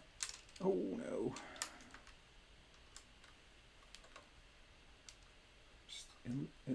It's a rubber hose and it just likes to stick out a little more than it seems like it should. I feel like I haven't gotten it in just the perfect angle. And that's not any better.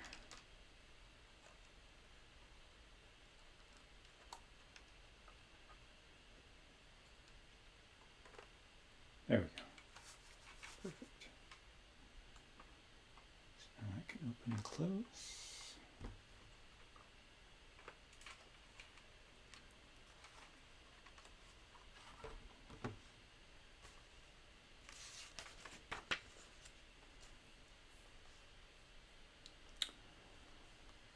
Okay.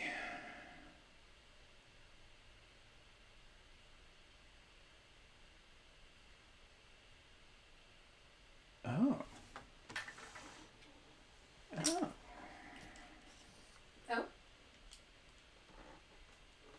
I thought we were going to have to choose which stickers to put on the license plate. Mm-hmm. But they actually gave us enough pieces Oh, you can swap the license plate. that we can put stickers on all the license plates and then swap them. Fascinating. Which could be useful if you need to make a quick getaway from a little thievery. Which is not anything an artist would ever need to do. Never.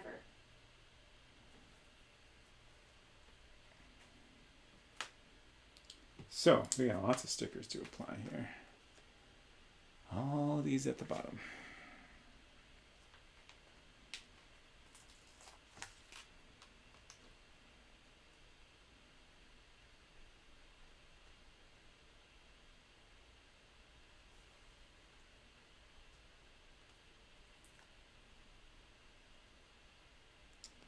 Oh, beans. What's wrong? Went on crooked.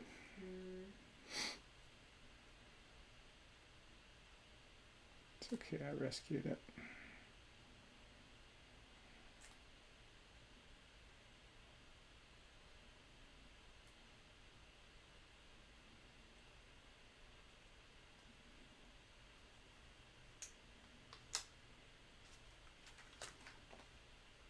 Interesting. This one's got some corner detailing that's not on the other black plate.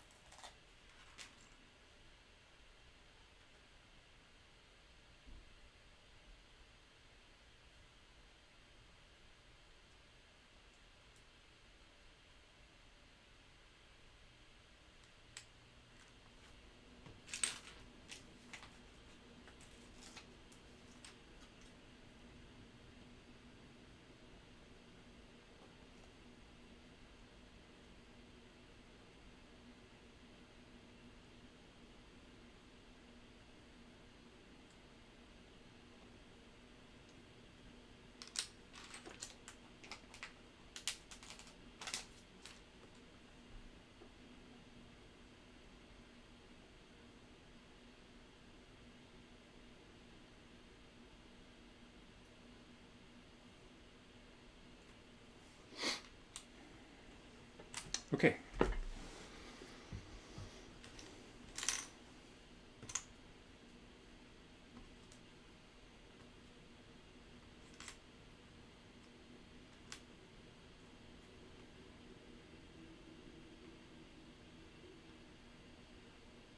There we go.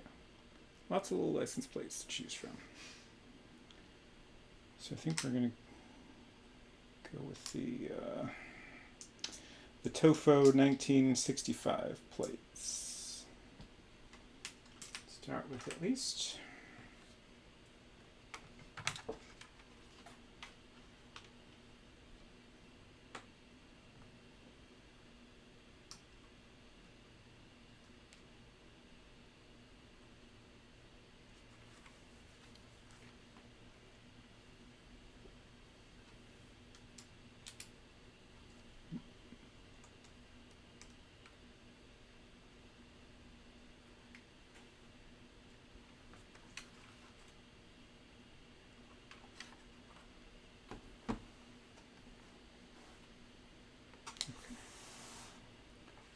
Now we've got our little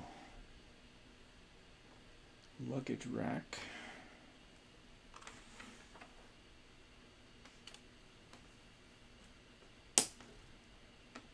Snaps on there.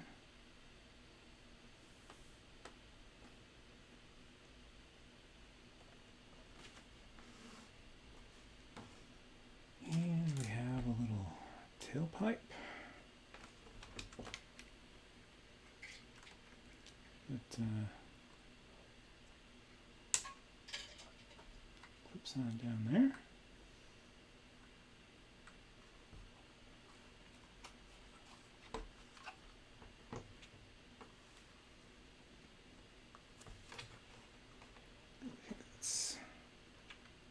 Oh, actually, I put that on backwards. Okay. Just out of curiosity, can I see the bottom of the thing? Mm-hmm. I just noticed that there's this piece here under the... This gray piece. Where does that go? I don't know. But I can't help but notice it's... Like, is this attached to anything, or is it just kind of wedged in there in the frame? This is the back. Right, but what is this attached to? Is what I'm saying. I mean, it's attached to a bunch of other things. Okay. I don't know exactly what's holding it in place. Okay. Okay. Because I'm just wondering if this doesn't get used for something else. Also, you have a hair. Thanks. If this doesn't get used for something else, maybe you're supposed to wedge it, and that holds the tire in place? Just wedging it in there doesn't make any sense. I don't know.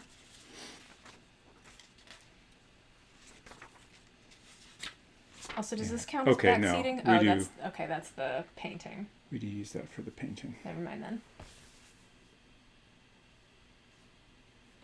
And it looks like these other gray pieces are used for the easel. Mm-hmm. So, yeah, it doesn't look like we have anything extra here. Your extras from the other sections are in this case, right? Yeah, they're all tiny Okay. bits.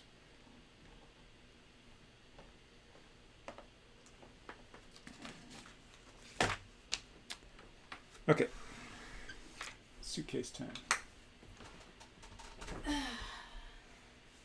Has it been another hour already? I guess so.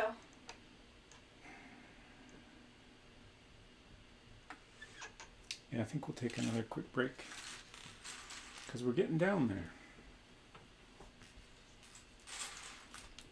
That's all we have left.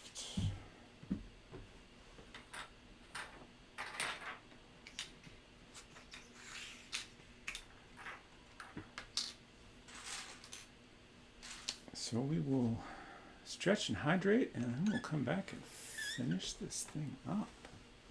Let's see if we can get this.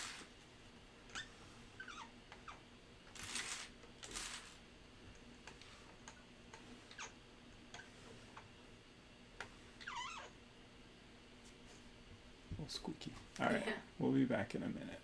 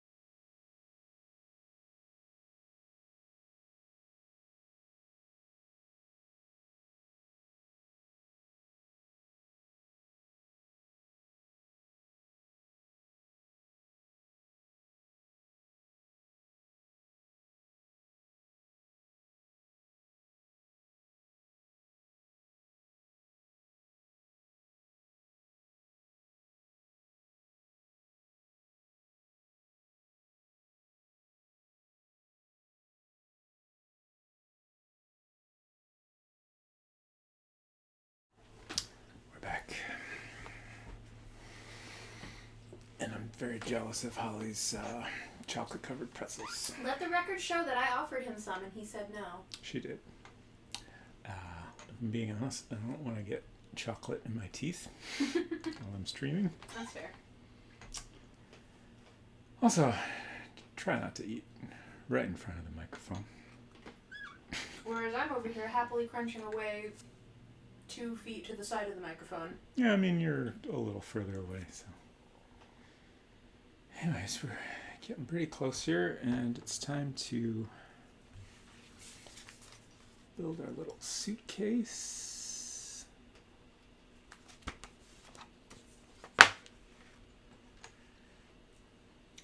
Pretty much just have a suitcase and an easel and some wheels.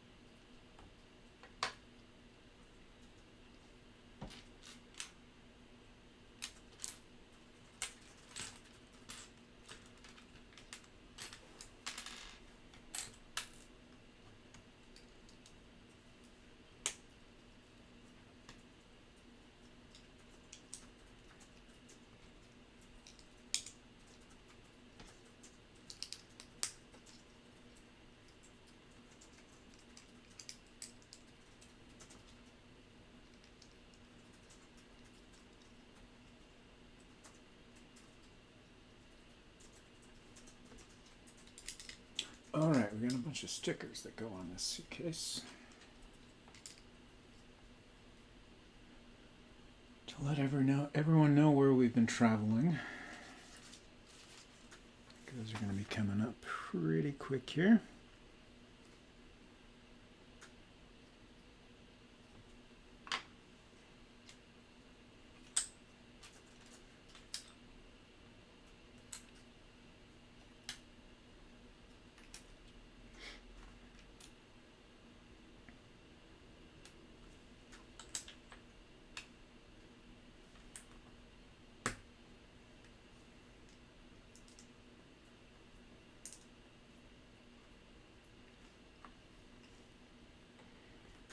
Got a fun little hinge mechanism so you can actually open it up.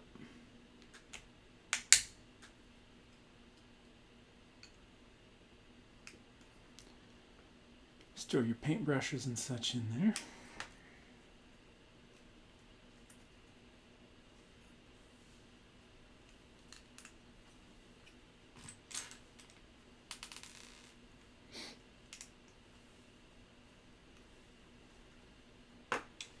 And now it's sticker time. Got 4 stickers left. 3 of them will be going on the suitcase, and then we got our painting. I honestly can't decide if it sounds especially difficult to put on a very large sticker or if it will be easier. We'll find out soon.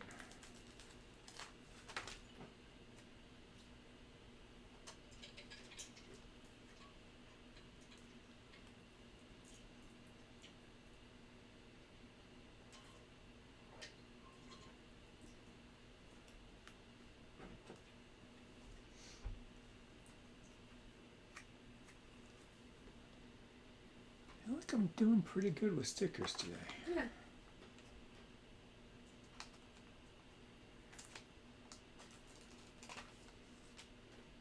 I'm trying to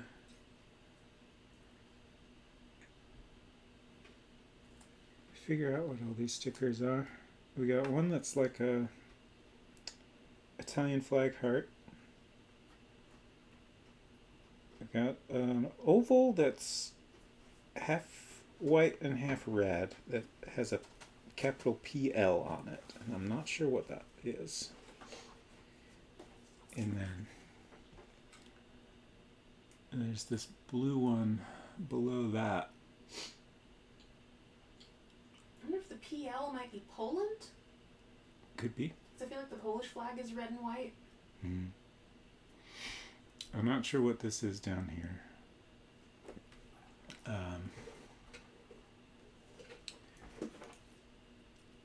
This one says Denmark. Or Denmark. This one is got a little Eiffel Tower on there. French flag. I believe that's correct. Then we have a D down here. I think that's a D anyway. I'm not sure what that would be for. And then it says Sweden.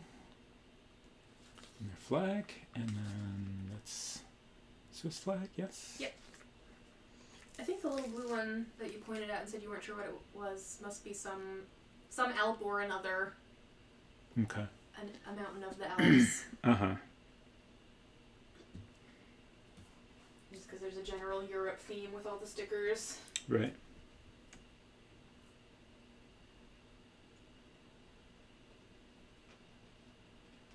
Does the suitcase open up at all? It's like you're not even paying attention. I guess I'm not. I'm kind of multitasking over here. Yeah. Yes, I was showing off a minute ago that it does indeed open up to hold your painting supplies or whatever. Nice. Your jewels. Yeah. Your legally obtained jewelry.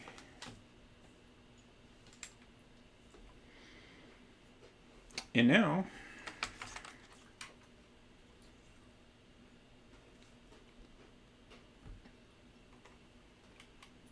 just pop that right on the luggage rack.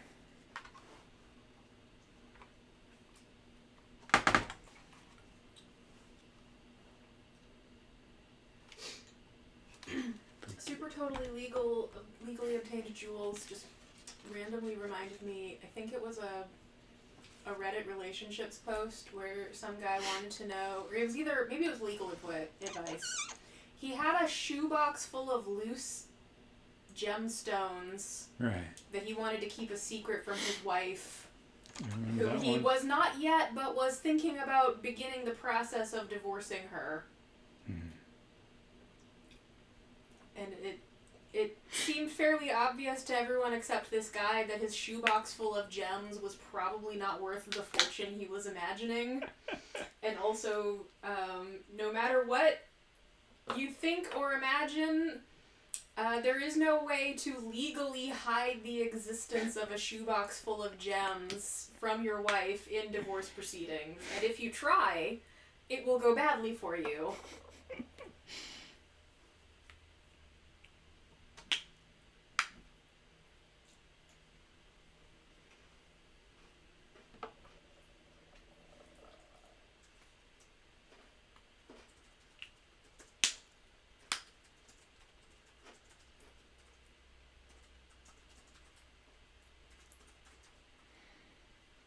Okay. Really?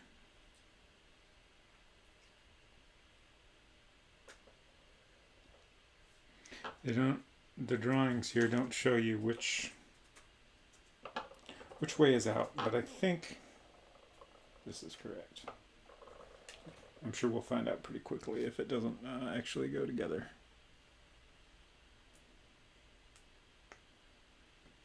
Got a couple little pieces that go on the bottom of each hubcap.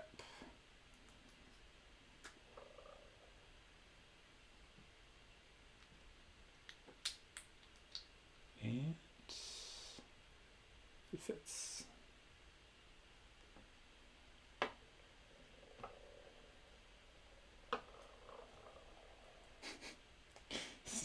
Wheels just make the weirdest sound when they're wobbling around on the table. Don't know if the mic is picking that up or not.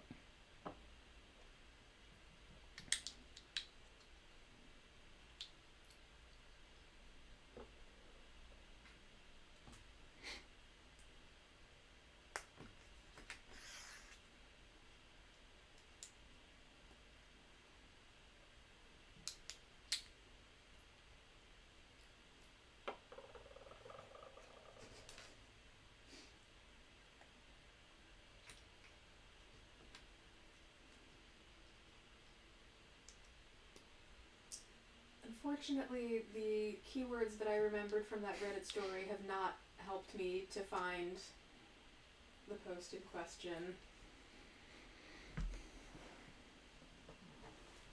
No results for Reddit gemstones divorce. No, unfortunately.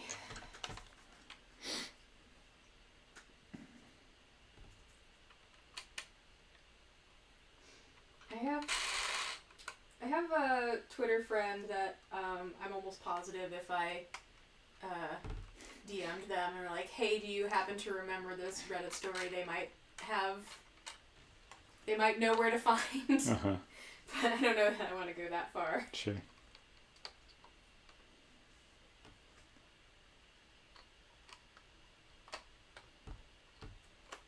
Look at that. That's such a cute little car.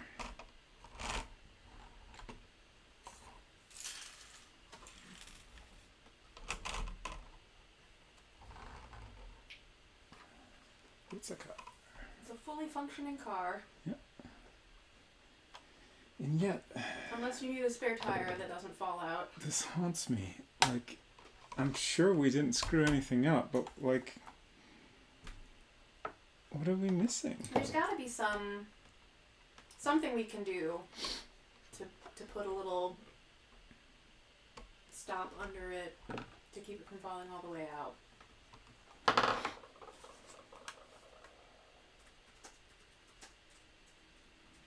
Like, yeah, like...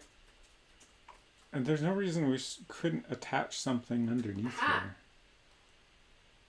I just googled LEGO Fiat, spare tire falls out. Found a year-old Reddit post. Okay. What secrets are contained within? I will let you know. I spent all the time I could have been reading it, telling you what I was going aha about. Just finished building the Fiat 500 set. When I got to the spare wheel, I was surprised that it fell through the car. I thought by the time I reached the end, something will go there to hold it in place, but to my surprise, that's not the case. I used one of the spare mustache/horn thingies from the front emblem to prevent the wheel from falling through, but it is the official solution, really lacking a piece for this. Did I miss anything in the instructions?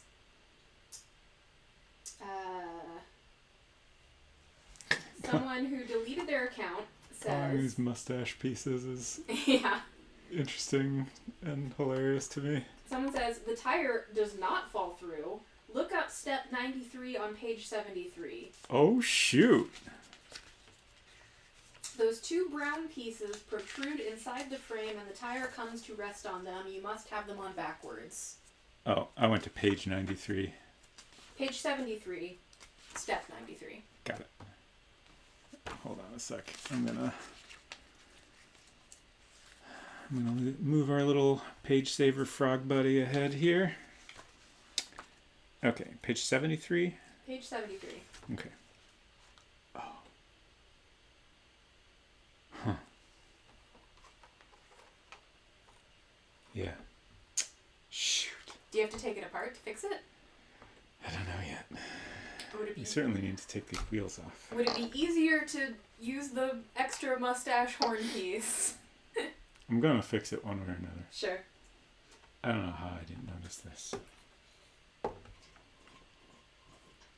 I mean, it's not.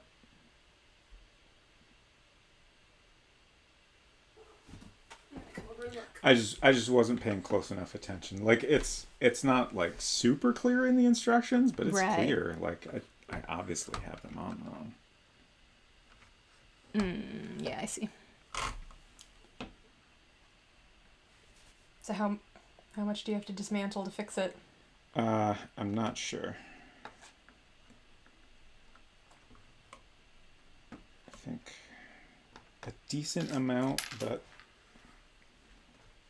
oh boy, where'd that come from? Oh no. The front? Yeah. That's funny.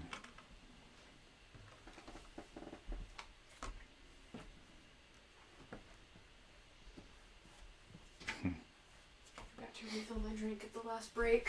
Mm.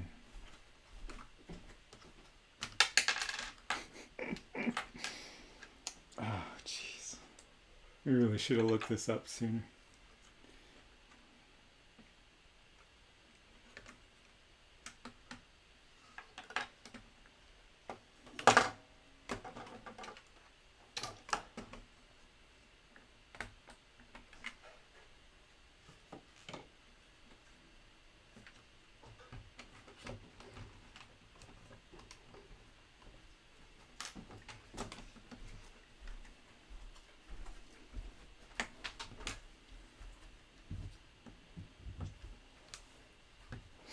You can learn so much from Reddit. Yeah. Other people's crime/divorce stories. Where you messed up a Lego set. I mean, the real trick here is not so much getting to the part we screwed up. It's, for one, not screwing up other things in the process. Right. And then for two, getting it all back together correctly. Right. Because we're not going to be following instructions at that point. Jeez. This is a lot to disassemble to get down there. Right. Like, I think there's just no easy way to do it.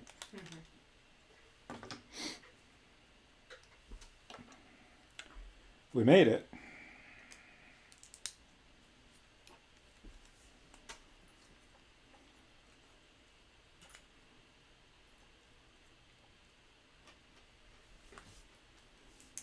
I think ultimately what happened is I put them on the wrong sides. And just didn't think to check. Right. I'm curious to rewind the tape and see what, like, I was probably telling some story about something or Right. otherwise distracted.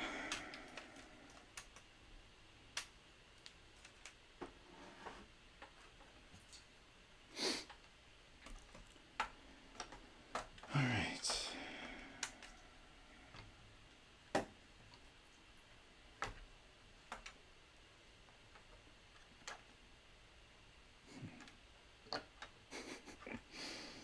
This is going to be exciting.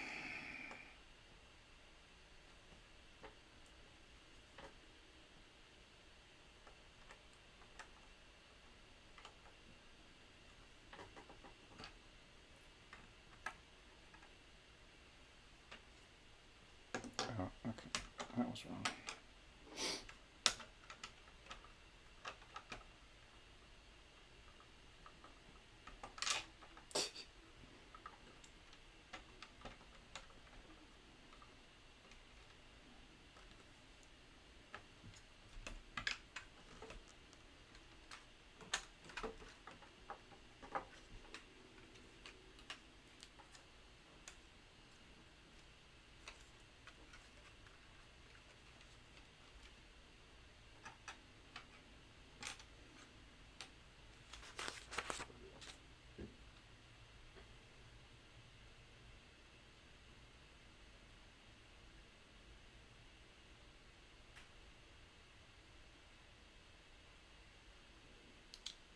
Doing my best to make sure I'm not making any other mistakes here.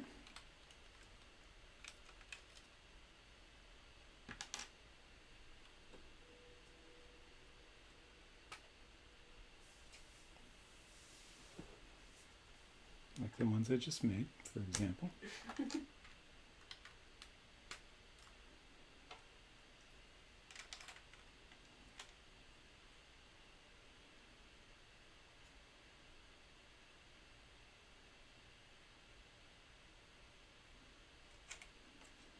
Oh, okay.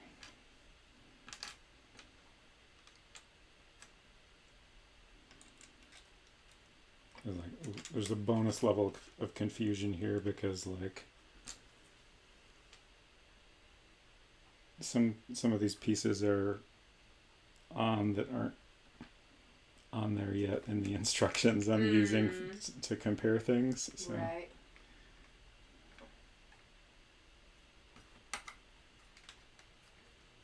But I think we're getting there.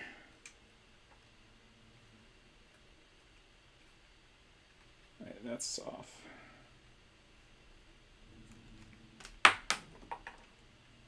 Oops. Oh, that was completely off. I had it on the wrong side. See where that went? Did not. It's behind me.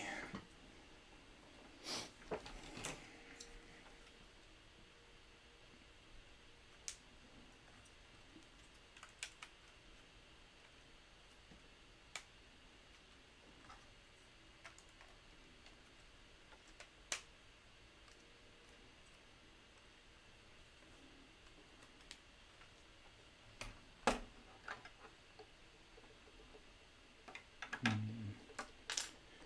think now we want to put the doors back on. Now let's put this. Yeah.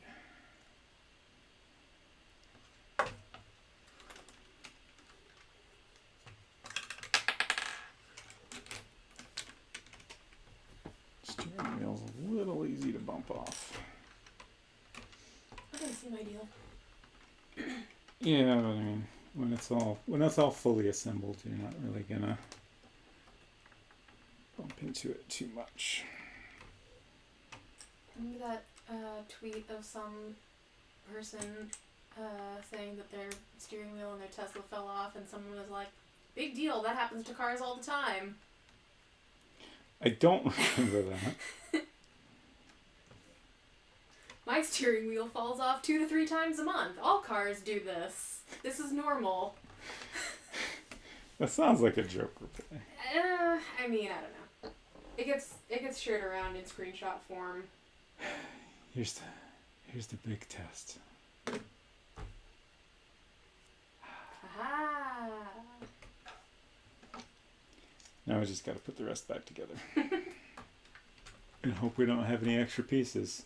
It's just like working on a real car.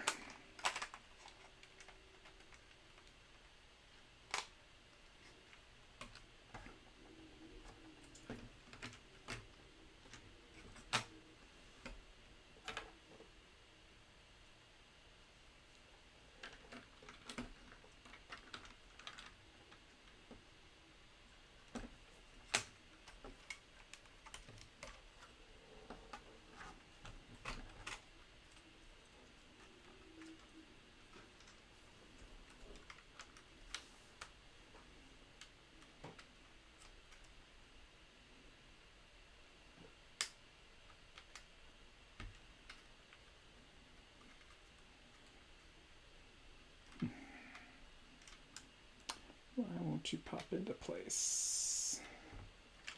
Am I just not trying hard enough? There we go.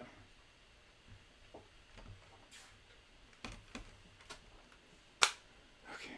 Oh, jeez. It's Vicarian's comment about Tesla video being removed for copyright violation. Ooh.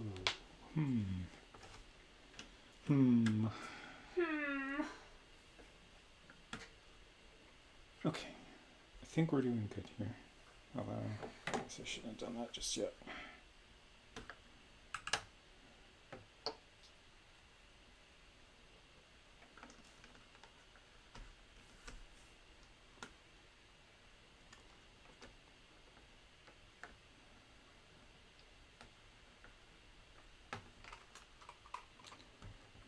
Bless that Reddit post. Hmm?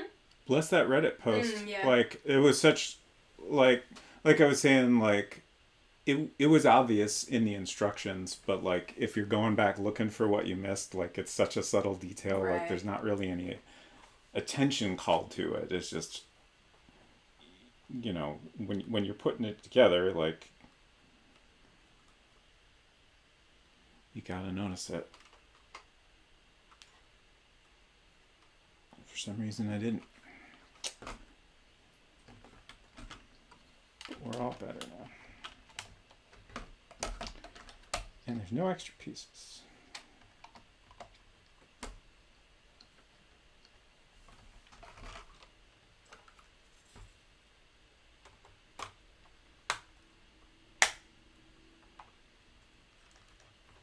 So now this actually works pretty well. Since it's mostly open underneath, you can kind of stick your finger under that, pop it out. Otherwise, it's a little tricky to grab a hold of. Nice.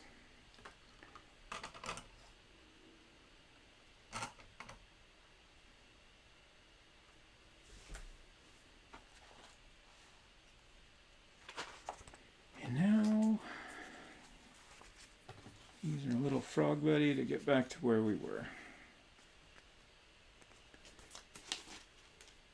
So a little drawing of here, how you open up the sunroof.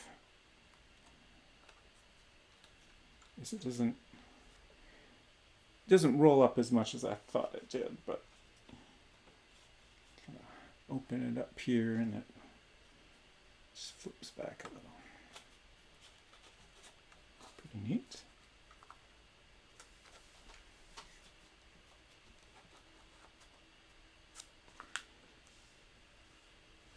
And we just have the painting accessories left.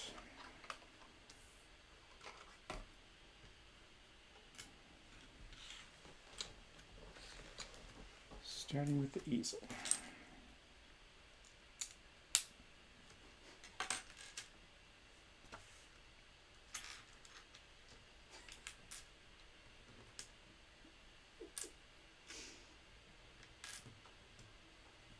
Are you going to share with the class? Hold on. It's hard to copy and paste while giggling. That's true.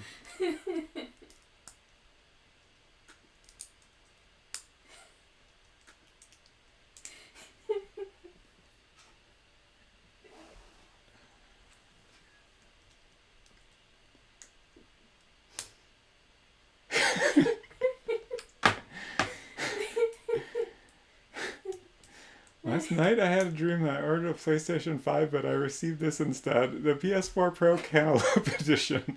The console consumes cantaloupe. You must feed it. $60 per scoop. Games are digitized onto proprietary cantaloupe cubes. Controller looks like DualShock 2. Marvel's Spider-Man by Insomniac Games running on cantaloupe. Graphics roughly Dreamcast quality. That's lovely. Also, I love the attention to detail that they have photoshopped onto the front of the console in the PS4 font. PS4 Cantaloupe. It does not come with tongs. You have to shovel the cubes into the cantaloupe hole with your bare hands, as shown in the picture. I imagine there are third-party tongs available. Yes, that's a good point. Like Mad Catz brand. Exactly. Cantaloupe tongs. I wonder if there's a Game Shark.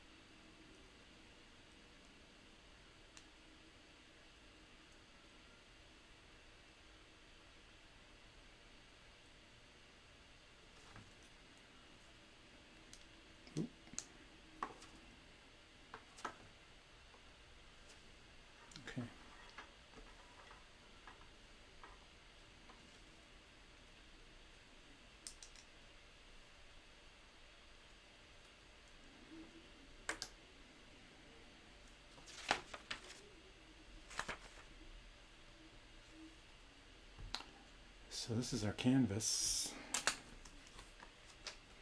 And this is our big old sticker that goes on the canvas.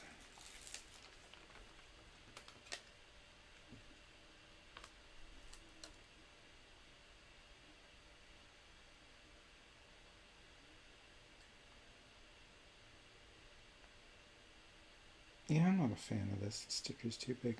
Okay.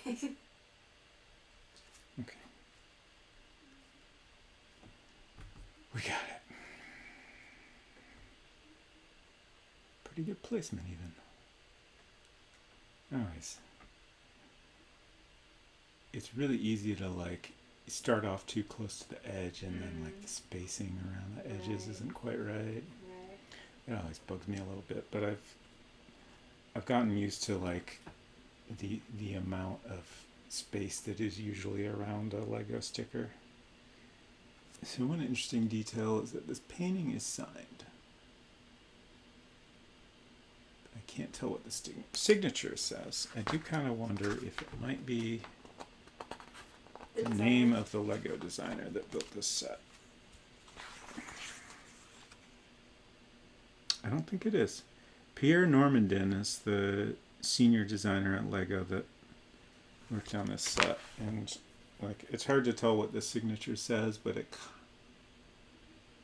kind of looks like it starts with a J.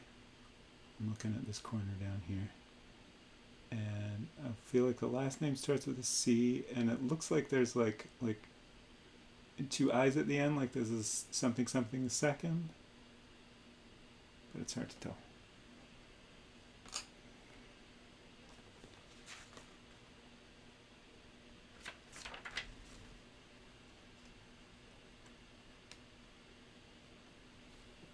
So now we've got a palette and some little blobs of paint.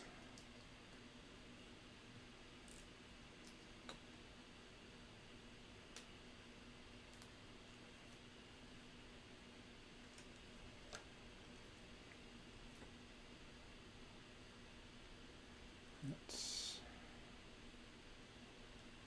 attach right there. And then this has a little ball joint on it so that can stick out in the back. Hold the easel up. And there's this piece here.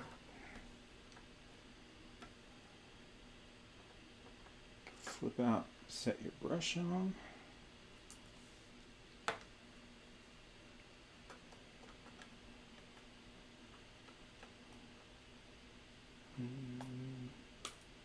There we go. Ta-da. Heck! We're done.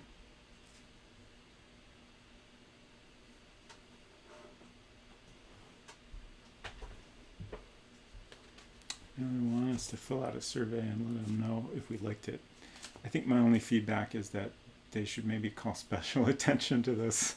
Right. Pieces that hold the tire in place, just because how important they are. Tire holding brackets. Clearly we're not the only ones to run into this problem. So, one detail.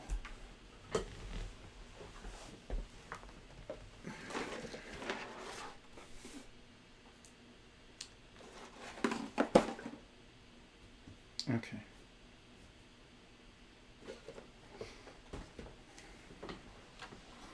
So obviously here's our easel all set up for painting, but we can also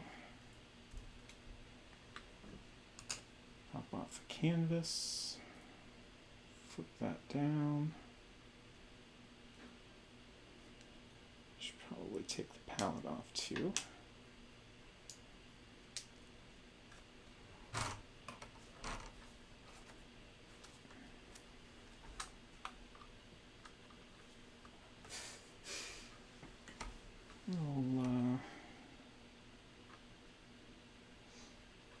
Sticks out a little bit, but sometimes an artist has to make do. And looks like there's just enough room in the suitcase for a palette, brushes.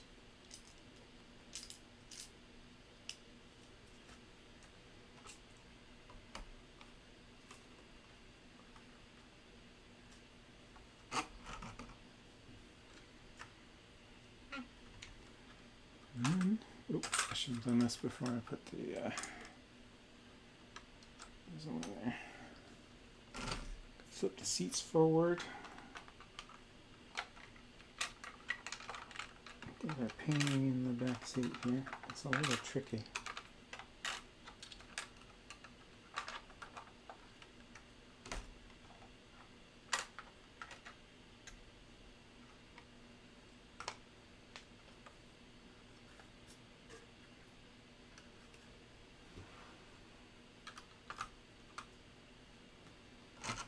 And then we're ready to go.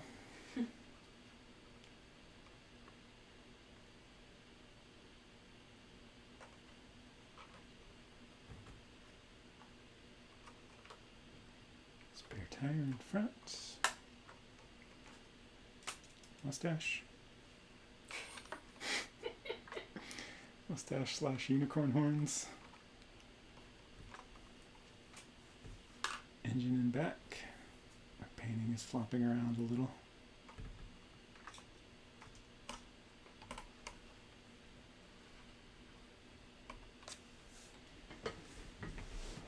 Very fun little set.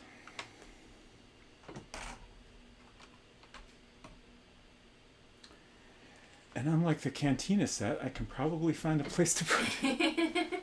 I still haven't figured out where I'm going to put the Cantina set. It's just kind of hanging out on our coffee table in the living room for now. Hopefully once we get our basement fixed up again, we can put it down there or something.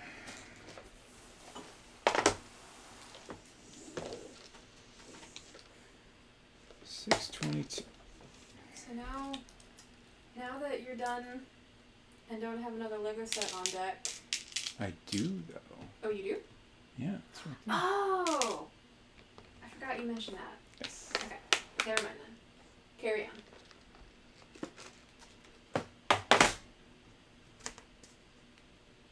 Oops. So that keyboard is on.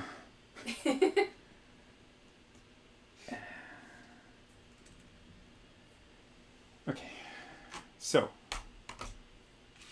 Yeah. And there's our spare license plates. Perhaps you should store those Which in no the one would suitcase. ever need. I don't think there's room actually. Oh, really? There's not a ton of space in the suitcase. So, next week. Last Christmas, Unsecret Crush got me. I don't know why I waved. The camera's not on me. I'm just here. You could stick your hand over and wave now. There we go. Unsecret Crush.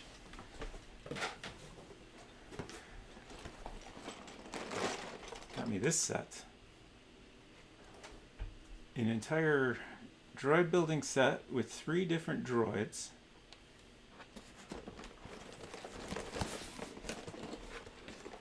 Here's the back.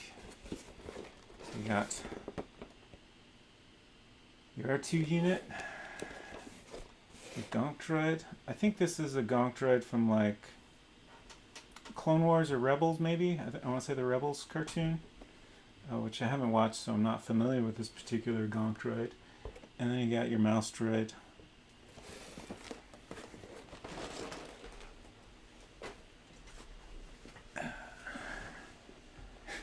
Enthusiastic beeping noises. So, as you can see here, I have already built the R2 unit. My little buddy R2D2. But I kind of stopped after I built him. So I have not built the other 2. The reason I stopped is because this is a set that's like this piece here, which I was gonna pull out, but I tried before the stream and I couldn't remember how it comes out. But it's a long piece that's like a control unit, and it's got a speaker, and it can connect up to this little light here, and then there's an app that it connects to via Bluetooth.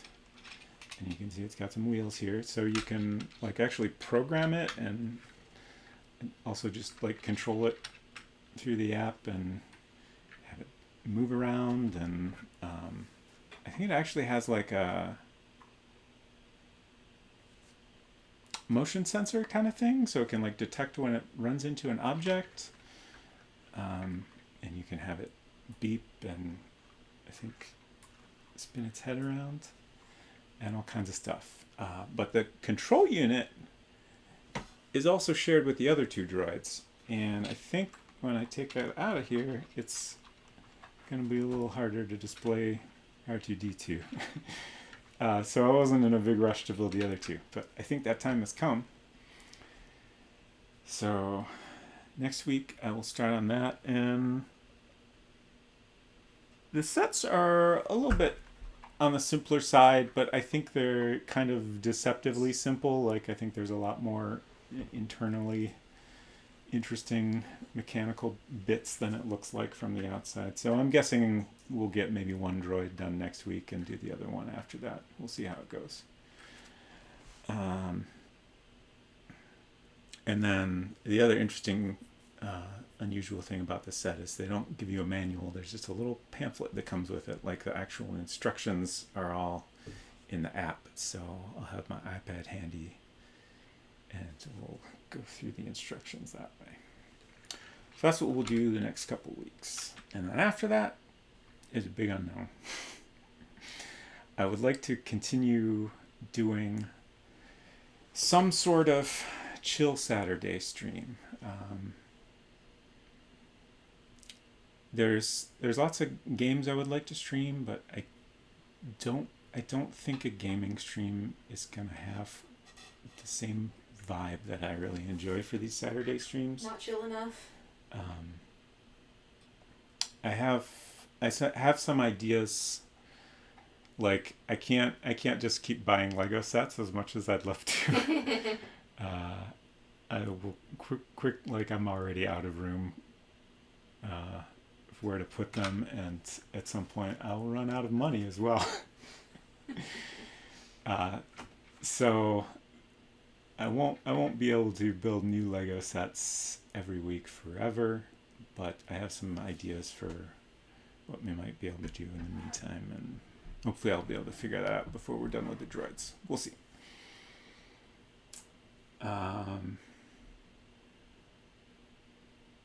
Let's see. So, Unsecret Crush. That's me. Whoops.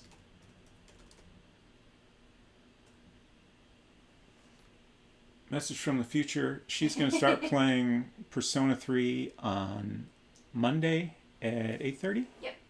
That's 8:30 Eastern. So this is going to be the original Persona 3 release.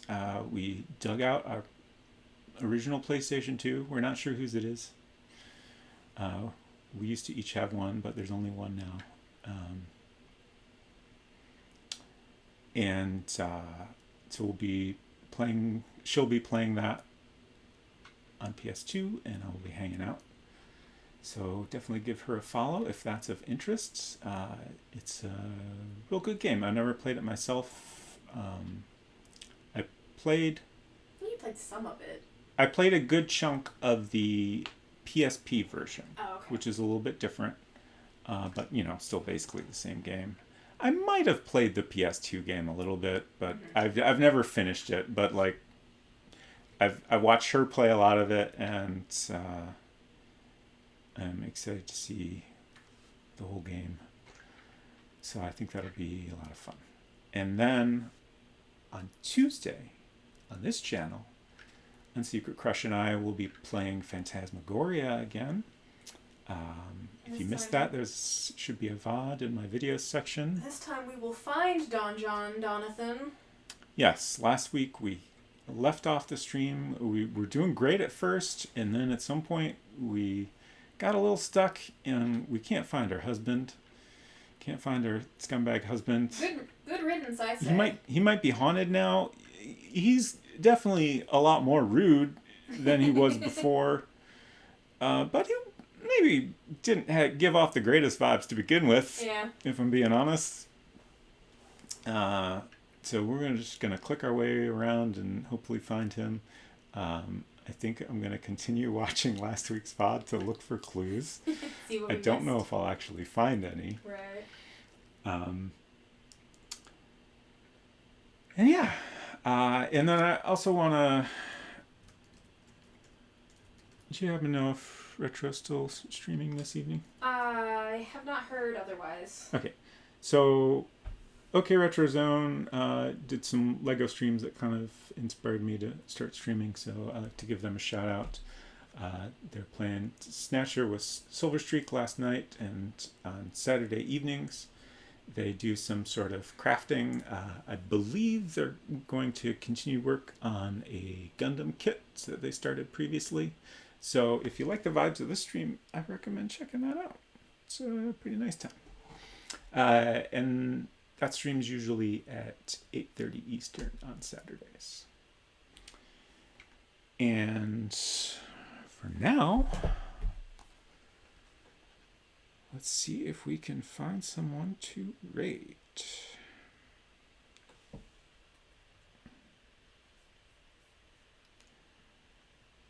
Always a little bit tricky because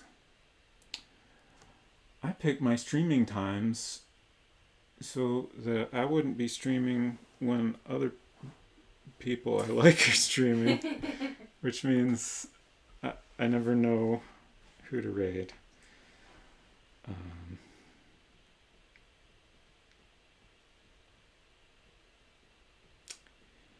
And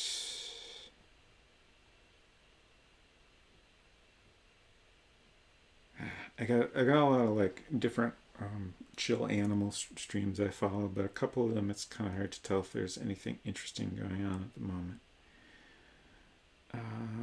But you know what? I see a lot of ducks over here on Dash Ducks. So I think we'll do that.